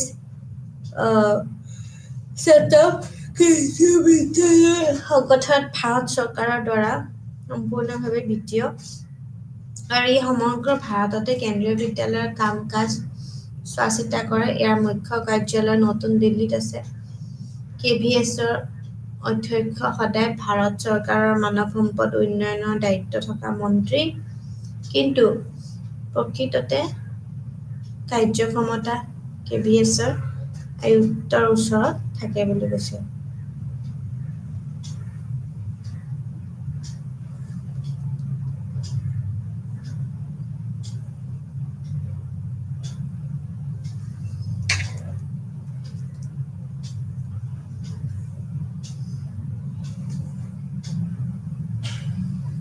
নৱোদয় বিদ্যালয় সমিতি হৈছে কি যে এক আমাৰ বিভিন্ন ধৰণৰ সংগঠন যি প্ৰতিখন জিলাৰ জৱাহৰ নৱ বিদ্যালয় পৰিচালনা কৰে নৱোদয় বিদ্যালয় সমিতিৰ উদ্দেশ্য হৈছে সমতা আৰু সামাজিক ন্যায়ৰ সৈতে উৎকৃষ্ট উদ্দেশ্য পূৰণ কৰা দেশৰ বিভিন্ন প্ৰান্তৰ শিশুসকলক একেলগে বাস আৰু শিকাৰ সুযোগ প্ৰদান কৰে ৰাষ্ট্ৰীয় একত্ৰীকৰণৰ প্ৰচাৰ কৰা শিক্ষাৰ্থীসকলৰ সম্পূৰ্ণ সম্ভাৱনা বিকাশ কৰা আৰু ৰাষ্ট্ৰীয় বিকাশিত অনুভূত কৰা বোৰ্ডৰ মূল উদ্দেশ্য হৈছে শিক্ষাৰ্থী কেন্দ্ৰীয় দৃষ্টান্ত প্ৰস্তুত কৰা শিক্ষা শিক্ষণ পদ্ধতিৰ উদ্ভাৱনৰ ওপৰত মুখ্য গুৰুত্ব দি ইয়াৰ সম্পৰ্কীয় বিদ্যালয়সমূহৰ শিক্ষাৰ মানদণ্ড উন্নত কৰা তাৰ লগতে পৰীক্ষা আৰু মূল্যাংকন পদ্ধতিতে আমি সংস্কাৰ কৰা দক্ষতা শিক্ষণ ইত্যাদি CBSE শিক্ষাৰ্থীৰ আমাৰ বিভিন্ন ধৰণৰ আমাৰ কি হৈছে সামগ্ৰিক বিকাশৰ ওপৰত গুৰুত্ব দি নিৰন্তৰ আৰু ব্যাপক মূল্যাংকনৰ পকুতা কৰে আৰু বৰ্তমান CBSE ভাৰতত খনতকৈ অধিক বিদ্যালয় আৰু বিদেশত বিদ্যালয় আছে। এতিয়া CBSE মুখ্য কাৰ্যালয় নতুন দিল্লীত আছে আৰু কাৰ্যকৰীভাৱে সম্পাদন কৰিবলৈ প্ৰায় 10টা আঞ্চলিক কাৰ্যালয় আছে। ভাৰতীয় বিদ্যালয়ৰ প্ৰমাণপত্ৰত পৰীক্ষাৰ বাবে পৰিষদ ভাৰতীয় বিদ্যালয় প্ৰমাণপত্ৰ পৰিষদৰ বাবে 1958 চনত স্থাপিত হৈছিল। এইটো ভাৰতত বিদ্যালয় শিক্ষাৰ বাবে এটা ব্যক্তিগত পৰিষদ বুলি কৈছে। উচ্চ মানদণ্ডৰ শৈক্ষিক প্ৰচেষ্টাৰ জৰিয়তে শিক্ষাৰ্থীসকলে সেৱা আগবঢ়াইছে বাবে ই প্ৰতিশ্ৰুতিবদ্ধ হৈ যায়। ঠিক তেনেকে CISET এই 3টা পৰীক্ষা অনুষ্ঠিত কৰে, যেনে ভাৰতীয় মাধ্যমিক শিক্ষাৰ প্ৰমাণপত্ৰ, ICSE দশম শ্ৰেণী, ভাৰতীয় বিদ্যালয়ৰ প্ৰমাণপত্ৰ দ্বাদশ শ্ৰেণী আৰু বৃত্তিমূলক শিক্ষা প্ৰমাণপত্ৰ অৰ্থাৎ ভোকেশ্যনেল এডুকেশ্যনৰ চাৰ্টিফিকেট, যোনটো আমি CVE বছৰত থাকে। চ' আমি যেতিয়া কওঁ CISC সৈতে সংযুক্ত বিদ্যালয় ইংৰাজী মাধ্যমত থাকিব লাগিব। বৰ্তমান 2100ৰো অধিক বিদ্যালয় ভাৰতত CISE সৈতে সংযুক্ত হৈ আছে। এতিয়া আমি যদি ৰাষ্ট্ৰীয় শিক্ষা পৰিষদৰ কথা কওঁ, এতিয়া ৰাষ্ট্ৰীয় শিক্ষা পৰিষদ হৈছে এইটো চেন্ট্ৰেল এডুকেশ্যন যোনটো CBSE। চ' ৰাষ্ট্ৰীয় আমাৰ যোনটো নেশ্যনেল এডুকেশ্যন, এইটো ৰাষ্ট্ৰীয় শিক্ষা পৰিষদ হৈছে কি যে মাধ্যমিক আৰু উচ্চতৰ মাধ্যমিক শিক্ষাৰ ক্ষেত্ৰত ৰাজ্যিক পৰ্যায়ৰ সংস্থা হিচাপে কাম কৰা মাধ্যমিক শিক্ষাৰ অন্যতম এটা নিয়ামক সংস্থা হয়। আৰু তাৰ লগতে ৰাজ্যিক শিক্ষা পৰিষদৰো মুখ্য কাম হৈছে আমাৰ পাঠ্যক্ৰম নিৰ্ধাৰণ কৰা আৰু দশম আৰু দ্বাদশ শ্ৰেণীৰ বাবে পৰীক্ষাও অনুষ্ঠিত কৰা। এতিয়া পৰীক্ষাৰ ফলাফল প্ৰকাশ কৰা, বোৰ্ডৰ পৰীক্ষাত আমাৰ উত্তীৰ্ণ হোৱা শিক্ষাৰ্থীসকলক আমাক প্ৰমাণপত্ৰ প্ৰদান কৰা, বিদ্যালয়সমূহক সংযুক্ত কৰা, স্বীকৃতি প্ৰদান কৰা আৰু শিক্ষাৰ অৰ্হতা পাঠ্যক্ৰম আৰু নিৰ্ধাৰণ কৰা বুলিও কৈছে। ঠিক তেনেকে উত্তৰ প্ৰদেশত আমি হাইস্কুল, আমি মধ্যৱৰ্তী শিক্ষা পৰিষদৰ উত্তৰ প্ৰদেশৰ উচ্চ বিদ্যালয় আৰু আমাৰ যিমান ধৰণৰ মধ্যৱৰ্তী শিক্ষা পৰিষদৰ উত্তৰ প্ৰদেশ মাধ্যমিক শিক্ষা পৰিষদ হৈছে এক ৰাষ্ট্ৰীয় সংঘৰ ৰাজ্য চৰকাৰৰ পৰিচালিত এটা সংস্থা আৰু ইয়াক আমি প্ৰতিষ্ঠা কৰা হৈছিলে। ইয়াৰ মুখ্য কাৰ্যালয় প্ৰয়াগৰাজ এলাহাবাদত আছে আৰু তাৰ লগত ই হৈছে উত্তৰ প্ৰদেশৰ মানক এটা হাইস্কুল আৰু দ্বাদশ পৰীক্ষাৰ সৈতে এটা কৃতিপক্ষ বুলি আমি জনা গৈছে। ঠিক তেনেকে ই বছৰি পৰীক্ষাত অনুষ্ঠিত কৰা হয় আৰু তাৰ লগতে শিক্ষাৰ্থীৰ সংখ্যাও আমাৰ বিভিন্ন ধৰণৰ ক্ষেত্ৰত ই সদায় এছিয়াৰ সৰ্বোচ্চ পৰিষদ হয়। এতিয়া বৰ্তমান 22,000তকৈও অধিক আমাৰ মাধ্যমিক বিদ্যালয় পৰিষদৰ স্বীকৃতি দিছে আৰু ইমান বৃহৎ পৰিমাণৰ দায়িত্ব প্ৰদান কৰাৰ বাবে পৰিষদে মিৰাট, বাৰাণসী আৰু বৰেলীত থকা ইয়াৰ আঞ্চলিক কাৰ্যালয়ৰ পৰাও কাম কৰে। এতিয়া স্কিমছ আছে বিভিন্ন ধৰণৰ ছেকেণ্ডেৰী এডুকেশ্যনৰ, ছিনিয়ৰ ছেকেণ্ডেৰী এডুকেশ্যনৰ। এতিয়া আমি স্কিমখিনি কি আছে চাম থাকে। মাধ্যমিক শিক্ষা সমাজৰ আমাৰ হয় আৰু তাৰ লগতে আমি গম পাওঁ যে আমাৰ বিভিন্ন ধৰণৰ মাধ্যমিক শিক্ষা আমি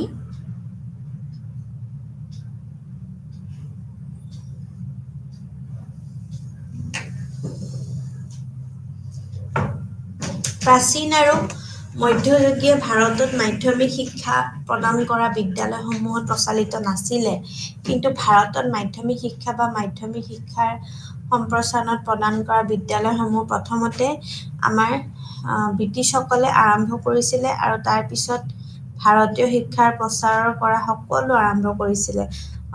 অৱশ্যে ভাৰতত ব্ৰিটিছসকলৰ দ্বাৰা মাধ্যমিক বিদ্যালয় স্থাপন কৰা মুখ্য উদ্দেশ্য আছিলে ভাৰতীয়সকলক ইংৰাজী শিকোৱা।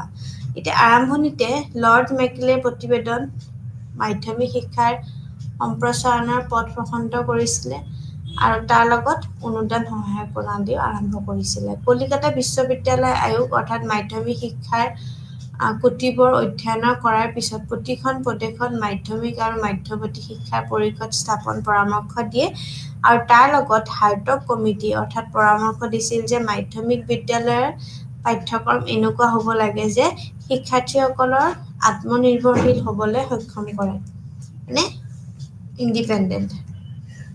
ঠিক আছে।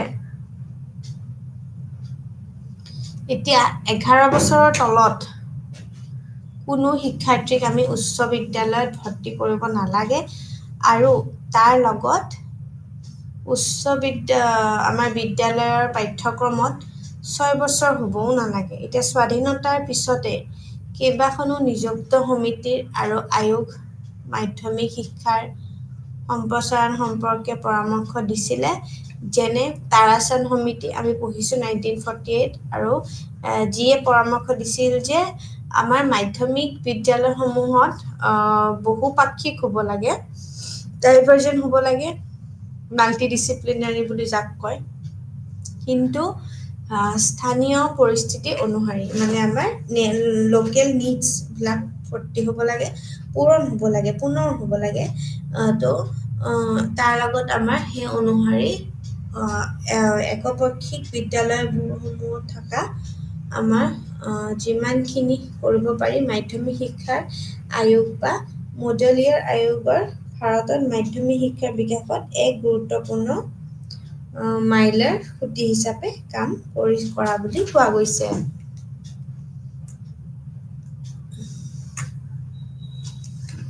এতিয়া ই মাধ্যমিক পৰ্যায়ত আমাৰ যিমানখিনি পাঠ্যক্ৰমৰ আমাৰ বিবিধীকৰণ, বহুমুখী বিদ্যালয় খোলা, আদৰ্শ নাগৰিক গুণাগুণ বিকাশ আছে, মানৱীয় গুণাগুণ আৰু নেতৃত্ব, শিক্ষাদানৰ পদ্ধতিৰ পৰিৱৰ্তন, পৰীক্ষাৰ নতুন প্ৰৱণতা, তাৰ লগত নিৰ্দেশনাৰ বিভিন্ন আদিৰ পৰামৰ্শ দিছিলে। মাধ্যমিক শিক্ষাৰ সন্দৰ্ভত আমি কি কৰিছিলোঁ, কোঠাৰী আয়োগ অৰ্থাৎ 1964 পৰা 1966 তো আমাৰ তাৰ লগত পৰামৰ্শ দিছিল যে মাধ্যমিক আৰু উচ্চতৰ মাধ্যমিক প্ৰতিষ্ঠানসমূহত কৃষি অৰ্থাৎ এগ্ৰিকালচাৰ, বাণিজ্য অৰ্থাৎ বিজনেছ, দেন অভিযান্ত্ৰিক, ইঞ্জিনিয়াৰিং আৰু বনাঞ্চল, কলা, আৰ্টছ আৰু কাৰুশিল্প আৰ্ট এণ্ড ক্ৰাফ্টৰ প্ৰশিক্ষণ প্ৰদানো কৰিব লাগে বুলি কৈছে।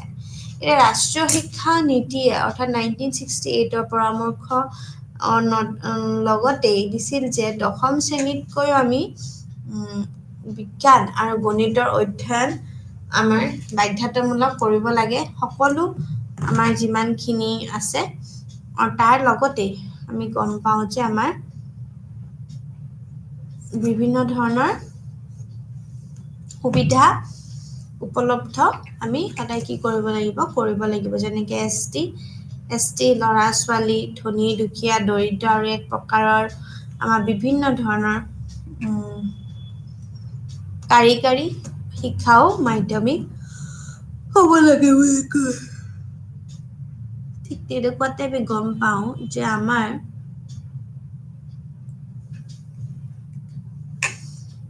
বিভিন্ন ধৰণৰ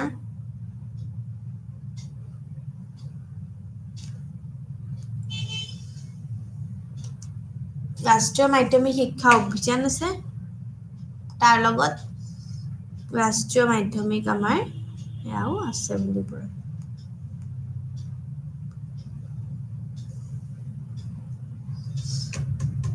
এতিয়া ৰাষ্ট্ৰীয় মাধ্যমিক অভিযানৰ লগত আমি কি গম পাওঁ যে আমাৰ ৰাষ্ট্ৰীয় মাধ্যমিক শিক্ষা অভিযান হৈছে ভাৰত চৰকাৰৰ এক মুখ্য হয়নে? এটা মুখ্য মানে পৰিকল্পনা বুলি কোৱা গৈছে। এতিয়া এই মুখ্য পৰিকল্পনা বুলি যে কোৱা গৈছে, তাতে আমি কি বুজি পাওঁ? তাতে দুটা কথা আছে।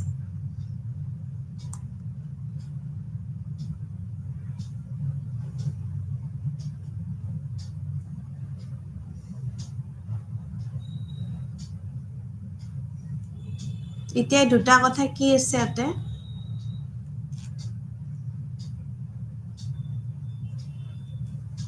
দুটা কথা কি যে ৰাষ্ট্ৰীয় মাধ্যমিক শিক্ষা অভিযান হৈছে ভাৰত চৰকাৰৰ এটা অনুষ্ঠান হয়নে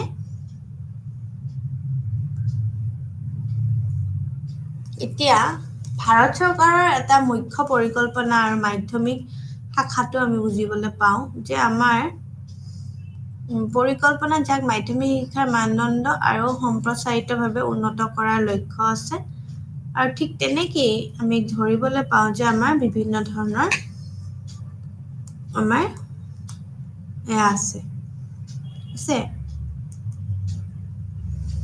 তো RSMA হৈছে ভাৰত চৰকাৰৰ এক উদ্যোগ আৰু লক্ষ্য হৈছে যে মাধ্যমিক শিক্ষাৰ সাৰ্বজনীন প্ৰাপ্ত কৰা ঠিক আছে ভাৰতত প্ৰাথমিক পৰ্যায়ত SSR সফলতাই সমগ্ৰ দেশত মাধ্যমিক শিক্ষা শক্তিশালী কৰাৰ প্ৰয়োজনীয়তা প্ৰশান্ত কৰিছিল কিয়নো উচ্চ প্ৰাথমিক শ্ৰেণীৰ পৰা উত্তীৰ্ণ হোৱা বৃহৎ সংখ্যক শিক্ষাৰ্থীৰ মাধ্যমিক আমাৰ শিক্ষাৰ এক বৃহৎ চাহিদা সৃষ্টি কৰিছিল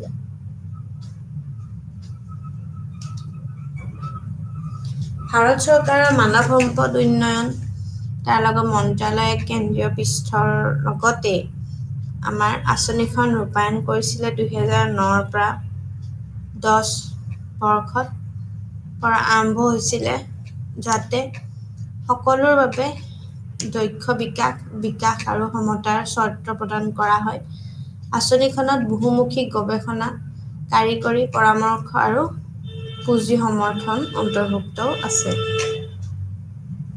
RMSৰ উদ্দেশ্য প্ৰতি 5 কিলোমিটাৰত আমাৰ 5 কিলোমিটাৰ ব্যয়সাধ্যৰ ভিতৰতে মাধ্যমিক বিদ্যালয় স্থাপন কৰে সকলো মাধ্যমিক বিদ্যালয় নিৰ্ধাৰিত নিয়ম অনুসৰি কৰি মাধ্যমিক পৰ্যায়ত প্ৰদান কৰা শিক্ষাৰ মানদণ্ড উন্নত কৰা বিত্তীয় সহায়ৰ জৰিয়তে প্ৰতিখন মাধ্যমিক বিদ্যালয়ত প্ৰয়োজনীয় শাৰীৰিক সুবিধা শিক্ষকতা আৰু অভিজ্ঞ কৰ্মচাৰী প্ৰদান কৰা আৱাসিক সুবিধা পৰিবহণ ব্যৱস্থা মুকলি বিদ্যালয় আদি প্ৰতি কৰি সকলো শিক্ষাৰ্থী মাধ্যমিক বিদ্যালয়ত প্ৰৱেশাধিকাৰ উন্নত কৰে মাধ্যমিক শিক্ষাৰ মানদণ্ড উন্নত কৰাৰ ফলত বৌদ্ধিক সামাজিক আৰু সাংস্কৃতিক শিক্ষা বৃদ্ধি কৰা কাৰ্যকৰী হোৱাৰ 5 বছৰৰ ভিতৰত নৱম দশম শ্ৰেণীৰ বাবে 2005-06 বৰ্ষৰ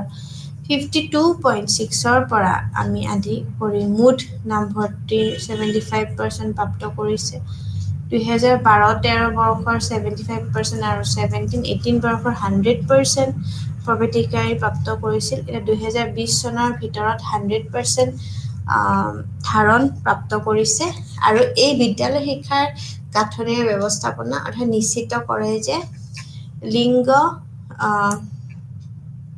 আমাৰ যিমানখিনি আছে পেশময় আৰ্থ সামাজিক কাৰণ আৰু বিকলিংগতা আদিৰ বাবে কোনো শিক্ষাৰ্থীৰ মাধ্যমিক শিক্ষাৰ পৰা বঞ্চিত নহ'ব এতিয়া RMSে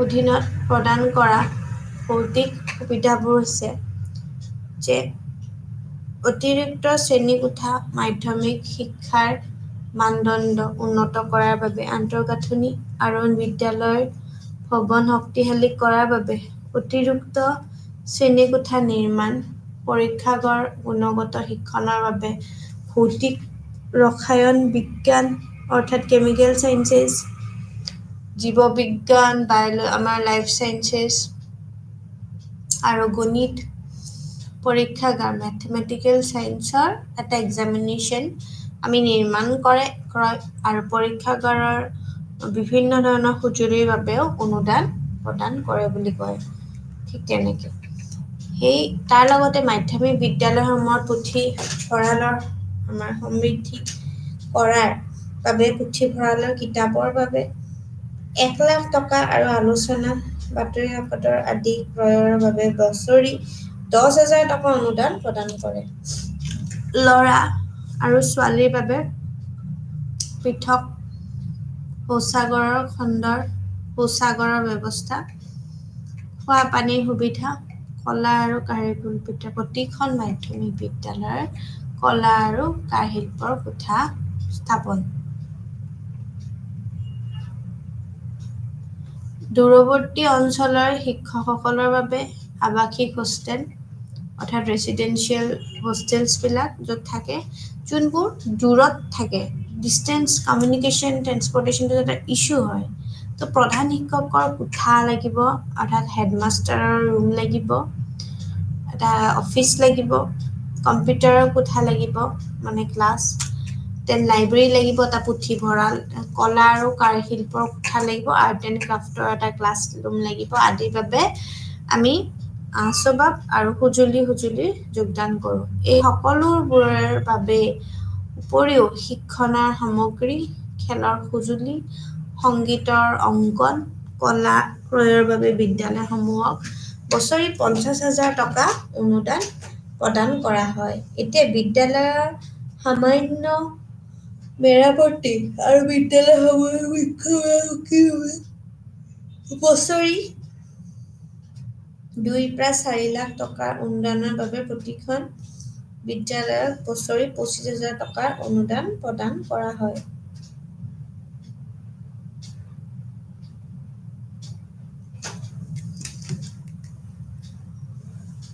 ঠিক আছে।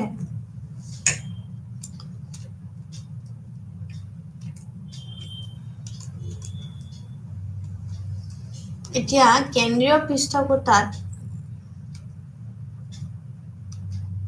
লগতে প্ৰস্তাৱ, এতিয়া প্ৰাক বিদ্যালয়ত দ্বাদশ শ্ৰেণীৰ বিস্তৃত বিদ্যালয় কৰি শিক্ষা খণ্ডৰ বাবে এক সামগ্ৰিক কাৰ্যসূচী হিচাপে আমাৰ সমগ্ৰ শিক্ষা নামৰ এক নতুন আঁচনি ঘোষণা কৰা হৈছিল।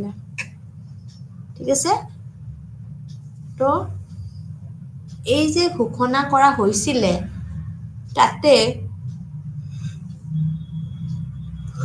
আমি গম পাওঁ যে আঁচনিখনৰ মুখ্য উদ্দেশ্য হৈছে স্কুলীয় শিক্ষাৰ বাবে সমান সুযোগ আৰু ন্যায়সংগত শিক্ষণ ফলাফলৰ ক্ষেত্ৰত আমি পৰিমাপ আৰু বিদ্যালয়ৰ যিমানখিনি কাৰ্যকৰীতা উন্নত কৰা। ই সৰ্বশিক্ষা অভিযান অৰ্থাৎ ৰাষ্ট্ৰীয় মাধ্যমিক শিক্ষা অভিযান আৰু শিক্ষকৰ শিক্ষা তিনিটা পূৰ্বৰ আঁচনি অন্তৰ্ভুক্ত কৰে। লগতে প্ৰস্তাৱ কৰা হৈছিল যে এই খণ্ডত বিস্তৃত উন্নয়ন কাৰ্যসূচী আঁচনিয়ে সকলো স্তৰতে ৰূপায়ণ প্ৰণালী কৰা হৈছিল আৰু লেনদেনৰ ইয়াৰ মাজতো আমাৰ স্থাপন কৰাৰ সহায় কৰিব লাগে। বিশেষকৈ ৰাজ্যিক, জিলা আৰু উপজিলাৰ কাৰ্য পৰ্যায় প্ৰণালী আৰু সম্পদ ব্যৱহাৰ কৰাত। লগতে জিলা পৰ্যায়ত বিদ্যালয় শিক্ষাৰ বিকাশৰ এক ব্যাপক কৌশলগত পৰিকল্পনা কৰে বুলি কৈছে। এই আঁচনিখনৰ বিদ্যালয়ক প্ৰাক বিদ্যালয়ৰ প্ৰাথমিক, উচ্চ প্ৰাথমিক, মাধ্যমিকৰ পৰা উচ্চতৰ মাধ্যমিক পৰ্যায়লৈ এক ধাৰাবাহিকতা হিচাপে পৰিকল্পনা কৰিছে আৰু এই আঁচনিৰ লক্ষ্য হৈছে শিক্ষাৰ বাবে বহনক্ষম উন্নয়নৰ লক্ষ্য অনুসৰি প্ৰাক বিদ্যালয়ৰ পৰা জ্যেষ্ঠ মাধ্যমিক পৰ্যায়লৈ সামগ্ৰিক আৰু ন্যায়সংগত আমাৰ মানদণ্ডৰ শিক্ষা নিশ্চিত কৰে বুলি কয়। আঁচনিখনৰ মুখ্য উদ্দেশ্য হৈছে মানদণ্ডৰ শিক্ষাৰ ব্যৱহাৰ কৰা আৰু তাৰ লগত শিক্ষাৰ্থীসকলৰ শিক্ষাৰ ফলাফল বৃদ্ধি কৰা, বিদ্যালয় শিক্ষাত সামাজিক আৰু লিংগৰ ব্যৱধানবিলাক দূৰ কৰা হয়, বিদ্যালয় শিক্ষাৰ সকলো স্তৰৰ ক্ষমতাৰ অন্তৰ্ভুক্ত নিশ্চিত কৰা, স্কুলীয় শিক্ষাৰ ব্যৱস্থাত নিম্নতম মানদণ্ড নিশ্চিত কৰা, শিক্ষাৰ বৃত্তিমূলককৰণৰ প্ৰচাৰ কৰা, শিশুৰ বিনামূলীয়া আৰু বাধ্যতামূলক শিক্ষাৰ অধিকাৰ অনা, RTI যাক কয় আইন 98/2009 অৰ্থাৎ RTE বুলি কয়, ৰূপায়ণৰ বাবে ৰাজ্যসমূহক আমি সমৰ্থন কৰোঁ শিক্ষকৰ প্ৰশিক্ষণৰ বাবে এক নডেল সংস্থা হিচাপে SCRT অৰ্থাৎ ৰাজ্যিক শিক্ষা আৰু ডায়েটৰ প্ৰতিষ্ঠানবিলাক আমি শক্তিশালীকৰণ কৰা উন্নতকৰণ কৰা হয়। মাধ্যমিক পৰ্যায়তো আমি বিভিন্ন ধৰণৰ বিকলাংগনৰ বাবে অন্তৰ্ভুক্ত শিক্ষা আমি প্ৰদান কৰোঁ আৰু এই মাধ্যমিক পৰ্যায়তে আমি বিভিন্ন ধৰণৰ আঁচনি বা তাৰ সকলো শিক্ষাৰ প্ৰতিবন্ধী যুৱ লোকৰ বাবে মাধ্যমিক আমাৰ শিক্ষা প্ৰাপ্তি আৰু তাৰ লগত আমাৰ বিভিন্ন ধৰণৰ শিক্ষা প্ৰণালীত তেওঁলোকৰ নামভৰ্তিবিলাকো আমি ধাৰণবিলাকো প্ৰাপ্তি উন্নত কৰাৰ পৰিকল্পনা কৰোঁ। এতিয়া আঁচনিখনৰ লক্ষ্য আমি কওঁ যে গোটেই প্ৰাথমিক বিদ্যালয়তে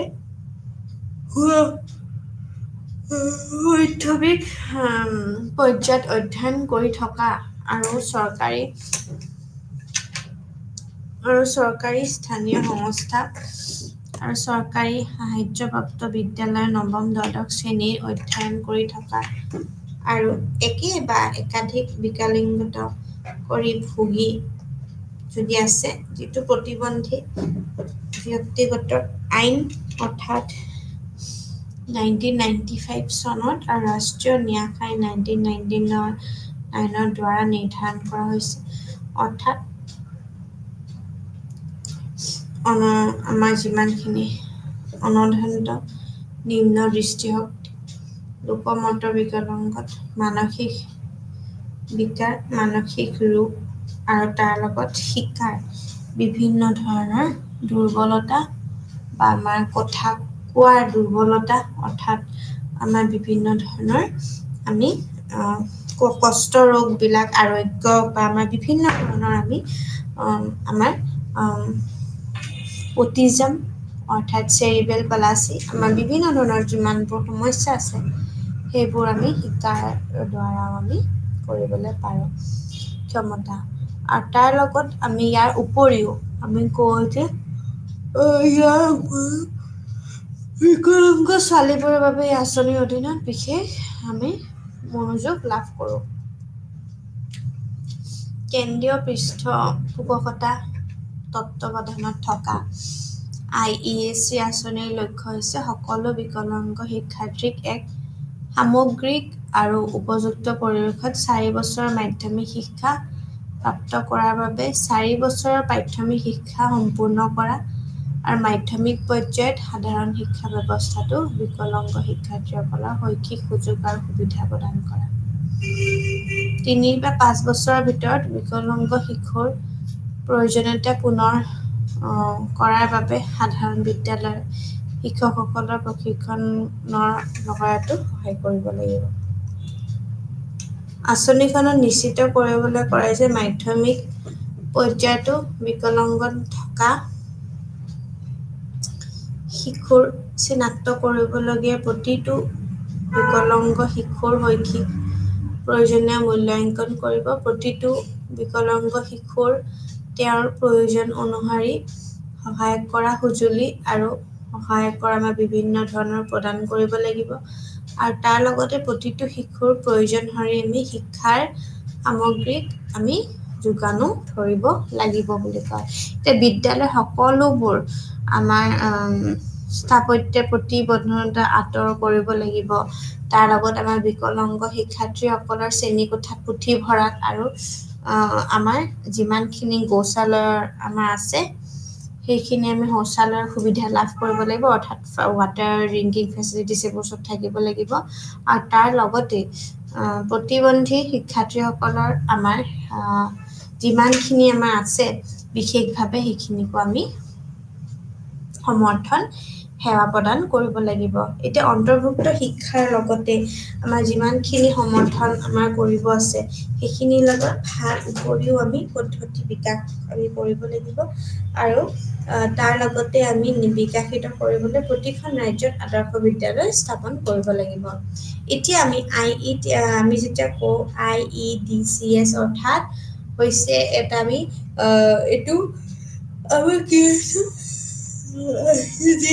ইণ্টিগ্ৰেটেড চাইল্ড ডেভেলপমেণ্ট স্কিম যাক কেন্দ্ৰীয় পুষ্টি পোষকতা কৰি আঁচনিৰ স্বাধীনতা আৰু আমাৰ বিভিন্ন ধৰণৰ আমাৰ কেন্দ্ৰীয় চৰকাৰৰ নিৰ্ধাৰিত আমাৰ চৰ্তৰ আধাৰত এই ICDC প্ৰগ্ৰেমটো আমাৰ ৰূপায়ণত শিক্ষাৰ ক্ষেত্ৰত কাম কৰা ৰাজ্য চৰকাৰৰ কেন্দ্ৰীয় আমাৰ শাসিত অঞ্চল আৰু এই আঁচনিৰ অধীনত আমি দুটা প্ৰকাৰৰ সদায় উপাদানৰ বাবে সহায় আগবঢ়োৱা হয় যেনে শিক্ষাৰ্থীৰ অভিমুখী আমাৰ উপাদান কৰা আৰু তাৰ লগতে বিভিন্ন ধৰণৰ অন্যান্য উপাদান আন্তঃৰাষ্ট্ৰীয় গাঁথনি সৃষ্টিৰ আদিৰ সৈতে আমি সম্পৰ্কিত কৰিব পাৰোঁ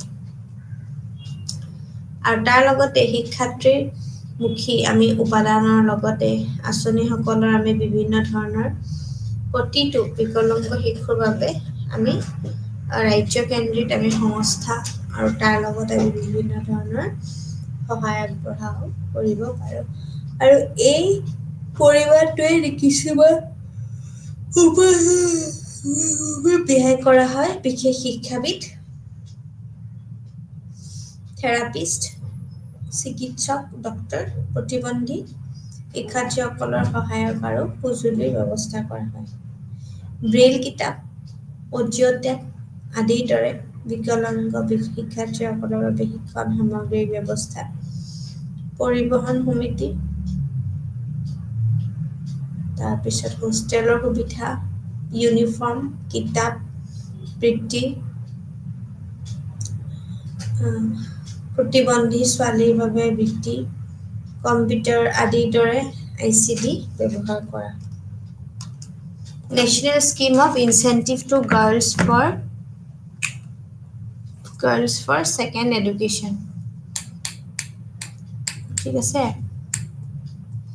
এতিয়া নৱম শ্ৰেণীত নামভৰ্তি কৰা শিক্ষাৰ্থীসকলৰ উৎসাহ দিবলৈ 2008 চনৰ মে' মাহত আমাৰ যি হৈছিলে আমাৰ NSGS ৰ যিমানখিনি আঁচনি আৰম্ভ কৰা হৈছিলে আৰু তাৰ লগতেই আমাৰ এইটো কওঁ যে আবার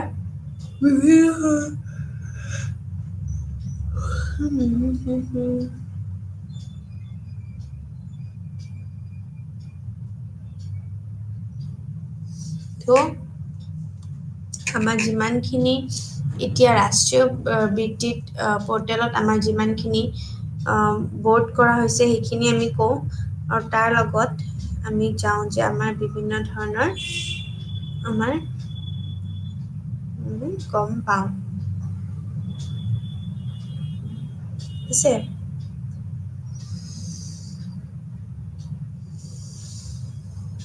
তো এই আঁচনিখনৰ ভিতৰতে আমি অনুসূচিত জাতি লগত সম্প্ৰদায়ৰ ছোৱালীৰ নামভৰ্তি কৰা হয় আৰু তাৰ লগত আমি 18 বছৰ বয়সলৈ তেওঁলোকক ধৰি ৰখাটো নিশ্চিত কৰা হয় আঁচনিখনৰ লৈ আমাৰ যিমানবোৰ জনজাতি থাকে তাৰ লগত আমাৰ বিভিন্ন ধৰণৰ শ্ৰেণীৰ পৰীক্ষাত উত্তীৰ্ণ হোৱা সকলো ছোৱালী জাতি হওক আৰু চৰকাৰী সাহায্যপ্ৰাপ্ত আৰু আমাৰ বিভিন্ন ধৰণৰ আমাৰ যিমান হিচাপে 3000 টকা জমা কৰা হয় যি বছৰৰ বয়সতো আমাৰ শ্ৰেণী পৰীক্ষাত আমাৰ ইয়াক প্ৰত্যাহাৰ কৰা অধিকাৰ আছে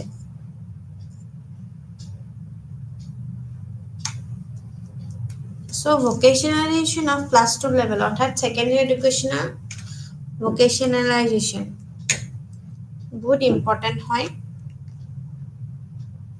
ঠিক আছে secondary educational vocationalization মানে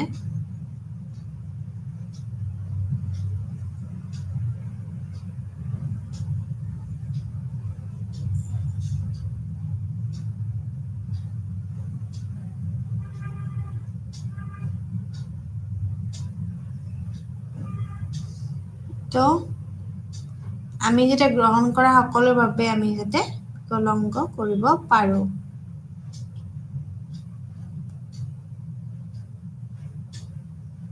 ঠিক আছে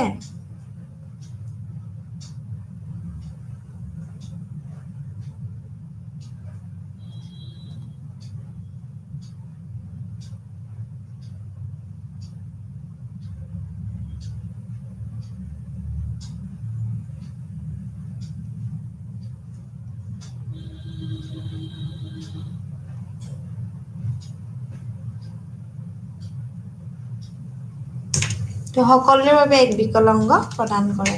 তো ক্লাছ 2 পৰ্যায়ত আমি যেতিয়া চাওঁ মাধ্যমিক শিক্ষাৰ আমাৰ বৃত্তিমূলকৰ কাৰণ আঁচনি 1988 চনত আৰম্ভ কৰা হৈছিলে আৰু তাৰ লগতে মাধ্যমিক শিক্ষাৰ আমাৰ যিমানখিনি ব্যক্তিগতকৰণ এই কেন্দ্ৰীয় পৃষ্ঠপোষকতা আঁচনিৰ শৈক্ষিক সুযোগৰ বৈচিত্ৰ্য প্ৰদান কৰা হৈছে যাতে ব্যক্তিগত নিয়োগতা বৃদ্ধি কৰা আৰু দক্ষ জনশক্তিৰ চাহিদা আৰু আমাৰ যিমানবিলাক যোগানৰ মাজৰ মিল হ্ৰাস হয় আৰু উচ্চ শিক্ষা গ্ৰহণ কৰা সকলৰ বাবে এক বিকল্প প্ৰদান কৰাও হয়। এতিয়া বিদ্যালয়ৰ আঁচনি যেতিয়া আমি কওঁ মাধ্যমিক পৰ্যায়ৰ আমাৰ আঁচনি তেতিয়া শিক্ষাৰ্থীসকলৰ মুঠতে মুখ্যত ICT দক্ষতাৰ ক্ষমতা গঢ়ি তোলাৰ আৰু কম্পিউটাৰৰ সহায়ত আমি কি কৰোঁ এক প্ৰতিক্ৰিয়াৰ জৰিয়তে আমি শিক্ষাৰ সুযোগ প্ৰদান কৰাৰ বাবে বিদ্যালয় আঁচনি তথ্য আৰু যোগাযোগ প্ৰযুক্তি 2004 চনৰ ডিচেম্বৰ আৰম্ভ কৰা হৈছিলে আৰু এই আঁচনিখনে ৰাজ্য কেন্দ্ৰীয় শাসিত আমি অঞ্চলসমূহক চৰকাৰ আৰু চৰকাৰী সাহায্যপ্ৰাপ্ত আঞ্চলিকভাৱে আমি মাধ্যমিক আৰু উচ্চতৰ মাধ্যমিক চৰকাৰ আৰু চৰকাৰী সাহায্যপ্ৰাপ্ত মাধ্যমিকৰ লগত আমি কি কৰিব পাৰোঁ মাধ্যমিক বিদ্যালয়সমূহত আমি ICT অৰ্থাৎ আন্তঃগাঁথনি স্থাপন কৰিবলৈও সমৰ্থন আগবঢ়োৱা হৈছিলে। এতিয়া আমি যেতিয়া কওঁ providing quality education for madrasas অৰ্থাৎ scheme for providing quality education for madrasas মানে SPQEM। এতিয়া SPQEMৰ মুছলমান শিশুসকলক আনুষ্ঠানিক শিক্ষাৰ বিষয়ত ৰাষ্ট্ৰীয় শিক্ষা ব্যৱস্থাত মানদণ্ড প্ৰাপ্ত কৰিবলৈ মাদ্ৰাছাসমূহক গুণগত উন্নতি আনিব বিচাৰে। এতিয়া SPQM আঁচনিৰ মুখ্য হৈছে কি যে শিক্ষকক আমি সন্মানীয় পৰিৱেশ বৃদ্ধি কৰি বা তাৰ লগত জৰিয়তে বিজ্ঞান গণিত ভাষা সামাজিক অধ্যয়নৰ আদিৰ দৰে আনুষ্ঠানিক পাঠ্যক্ৰম বিষয়বোৰ শিকোৱাৰ বাবে মাদ্ৰাছাসমূহত আমি ক্ষমতা বা তাৰ লগত শক্তিশালী কৰা শিক্ষকসকলৰ নতুন বিদ্যাগত পদ্ধতি প্ৰশিক্ষণ দিয়া অতি 2 বছৰ। এই পৰিৱৰ্তিত আঁচনিৰ অনন্য বৈশিষ্ট্য হৈছে যে ই আনুষ্ঠানিক শিক্ষাৰ স্বীকৃতি কেন্দ্ৰ হিচাপে ৰাষ্ট্ৰীয় মুক্ত বিশ্ববিদ্যালয় প্ৰতিষ্ঠানৰ আমাৰ সৈতে মাদ্ৰাছাৰ কৰে আৰু সংযোগ উন্নতি কৰে বুলি কৈছে। ঠিক তেনেকেই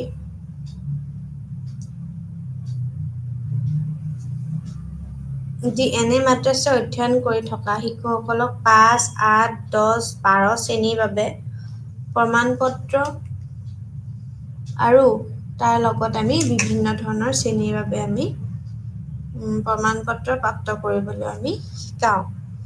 ই তেওঁলোকৰ উচ্চ মাধ্যমিক অধ্যয়নলৈ যেনে আমাৰ কৰিবলৈ সক্ষম কৰিব লগতে ৰাষ্ট্ৰীয় দৰে মানদণ্ড নিশ্চিত কৰিব পাৰি বুলি কৈছে। একলব্য মডেল ৰেচিডেন্সিয়েল স্কুল ই বিদ্যালয়সমূহত অনুসূচিত কৰি জনজাতিৰ আমি এটা কল্যাণৰ বাবে এটা কাম চৰকাৰৰ পুঁজি যোগান ধৰে আৰু ই MSRD নিৰ্ধাৰণ কৰি পেলাইও এই কামটো ৰাজ্য চৰকাৰৰ পৰা প্ৰাপ্ত হয়। এতিয়া জনজাতীয় মেল বা যিমানখিনি আমাৰ আছে এইখিনিত আমি গম পাওঁ যে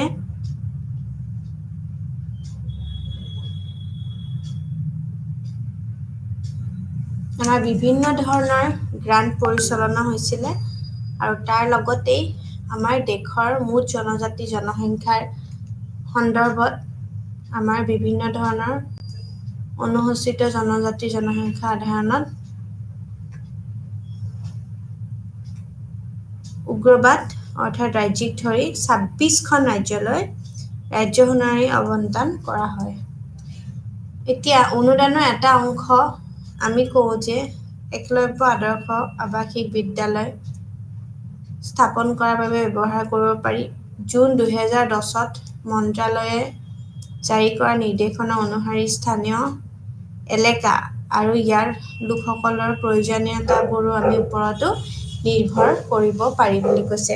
তো ইয়াৰ ভিতৰত আমি যিমানখিনি চাওঁ ইয়াৰ নিৰ্ভৰ কৰি আমি ইয়াৰ ভিতৰত ৰাজ্যৰ চৰকাৰৰ আমাৰ যিমানখিনি আছে সেয়া স্থাপন কৰি পেলাই আমি কৰিব পাৰোঁ বুলি কৈছে। তো এই অগ্ৰাধিকাৰ নিৰ্ধাৰণ আৰু কাৰ্যকৰী কৰে বুলি কৈছে। তাৰ লগত নৱোদয় বিদ্যালয় নতুন শিক্ষা নীতি এইটো সাৰ্বজনীন কৰাৰ লগত বা দক্ষতা আৰু শিশুসকলৰ তেওঁলোকৰ বাবেও আমি এই গণিত আগবঢ়াবলৈ আমি সুযোগ প্ৰদান কৰে বুলি কৈছে। চ' ইয়াৰ বাবে পৰিশোধ কৰাৰ বাবে সমৰ্থন নিৰ্দেশো আমাৰ আছে। তো ৰাষ্ট্ৰীয় শিক্ষা নীতিয়ে 1986 দিশত এই উদ্দেশ্য পুনৰ কৰাৰ বাবে আমাৰ পৰীক্ষা আৰু যিমানখিনি আমাৰ সেয়া আছে সেইখিনিত আমি নিৰ্ধাৰণ কৰি বিদ্যালয় স্থাপন পৰামৰ্শ দিছিল বুলি কৈছে। ঠিক তেনেকৈ গ্ৰাম্য অঞ্চলত বাস কৰা আমাৰ প্ৰতিখন শক্তিশালীও আমি মানদণ্ডৰ উচ্চ মানদণ্ডৰ প্ৰতিভা চিনাক্ত কৰি আমি প্ৰতিখন জিলাত জৱাহৰ নৱোদয় বিদ্যালয় স্থাপনৰ বাবে 1985 to 1986 চনত আৰম্ভ কৰিছিলে। এই আমাৰ যিমানখন জেনিভিয়াৰ নৱোদয় যেনেকৈ JNVবোৰ আছে সেইবোৰ বিদ্যালয়ৰ সমিতিৰ দ্বাৰাও পৰিচালিত হয়।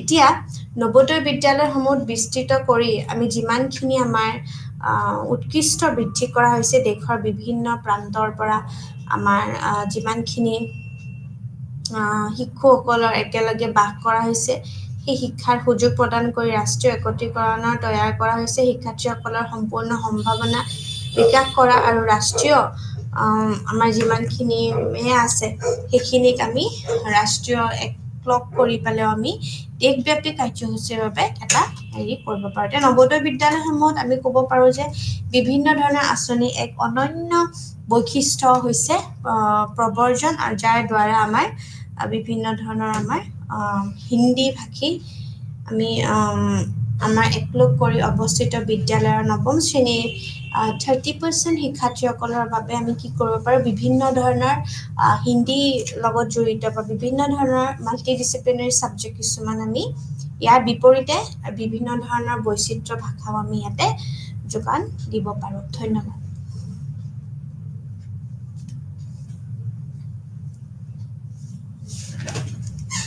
ওপৰত ছাৰ আছে ন? অকণমান মাছৰ এটা কাষ আছে কৰিবলৈ ওপৰত আছে।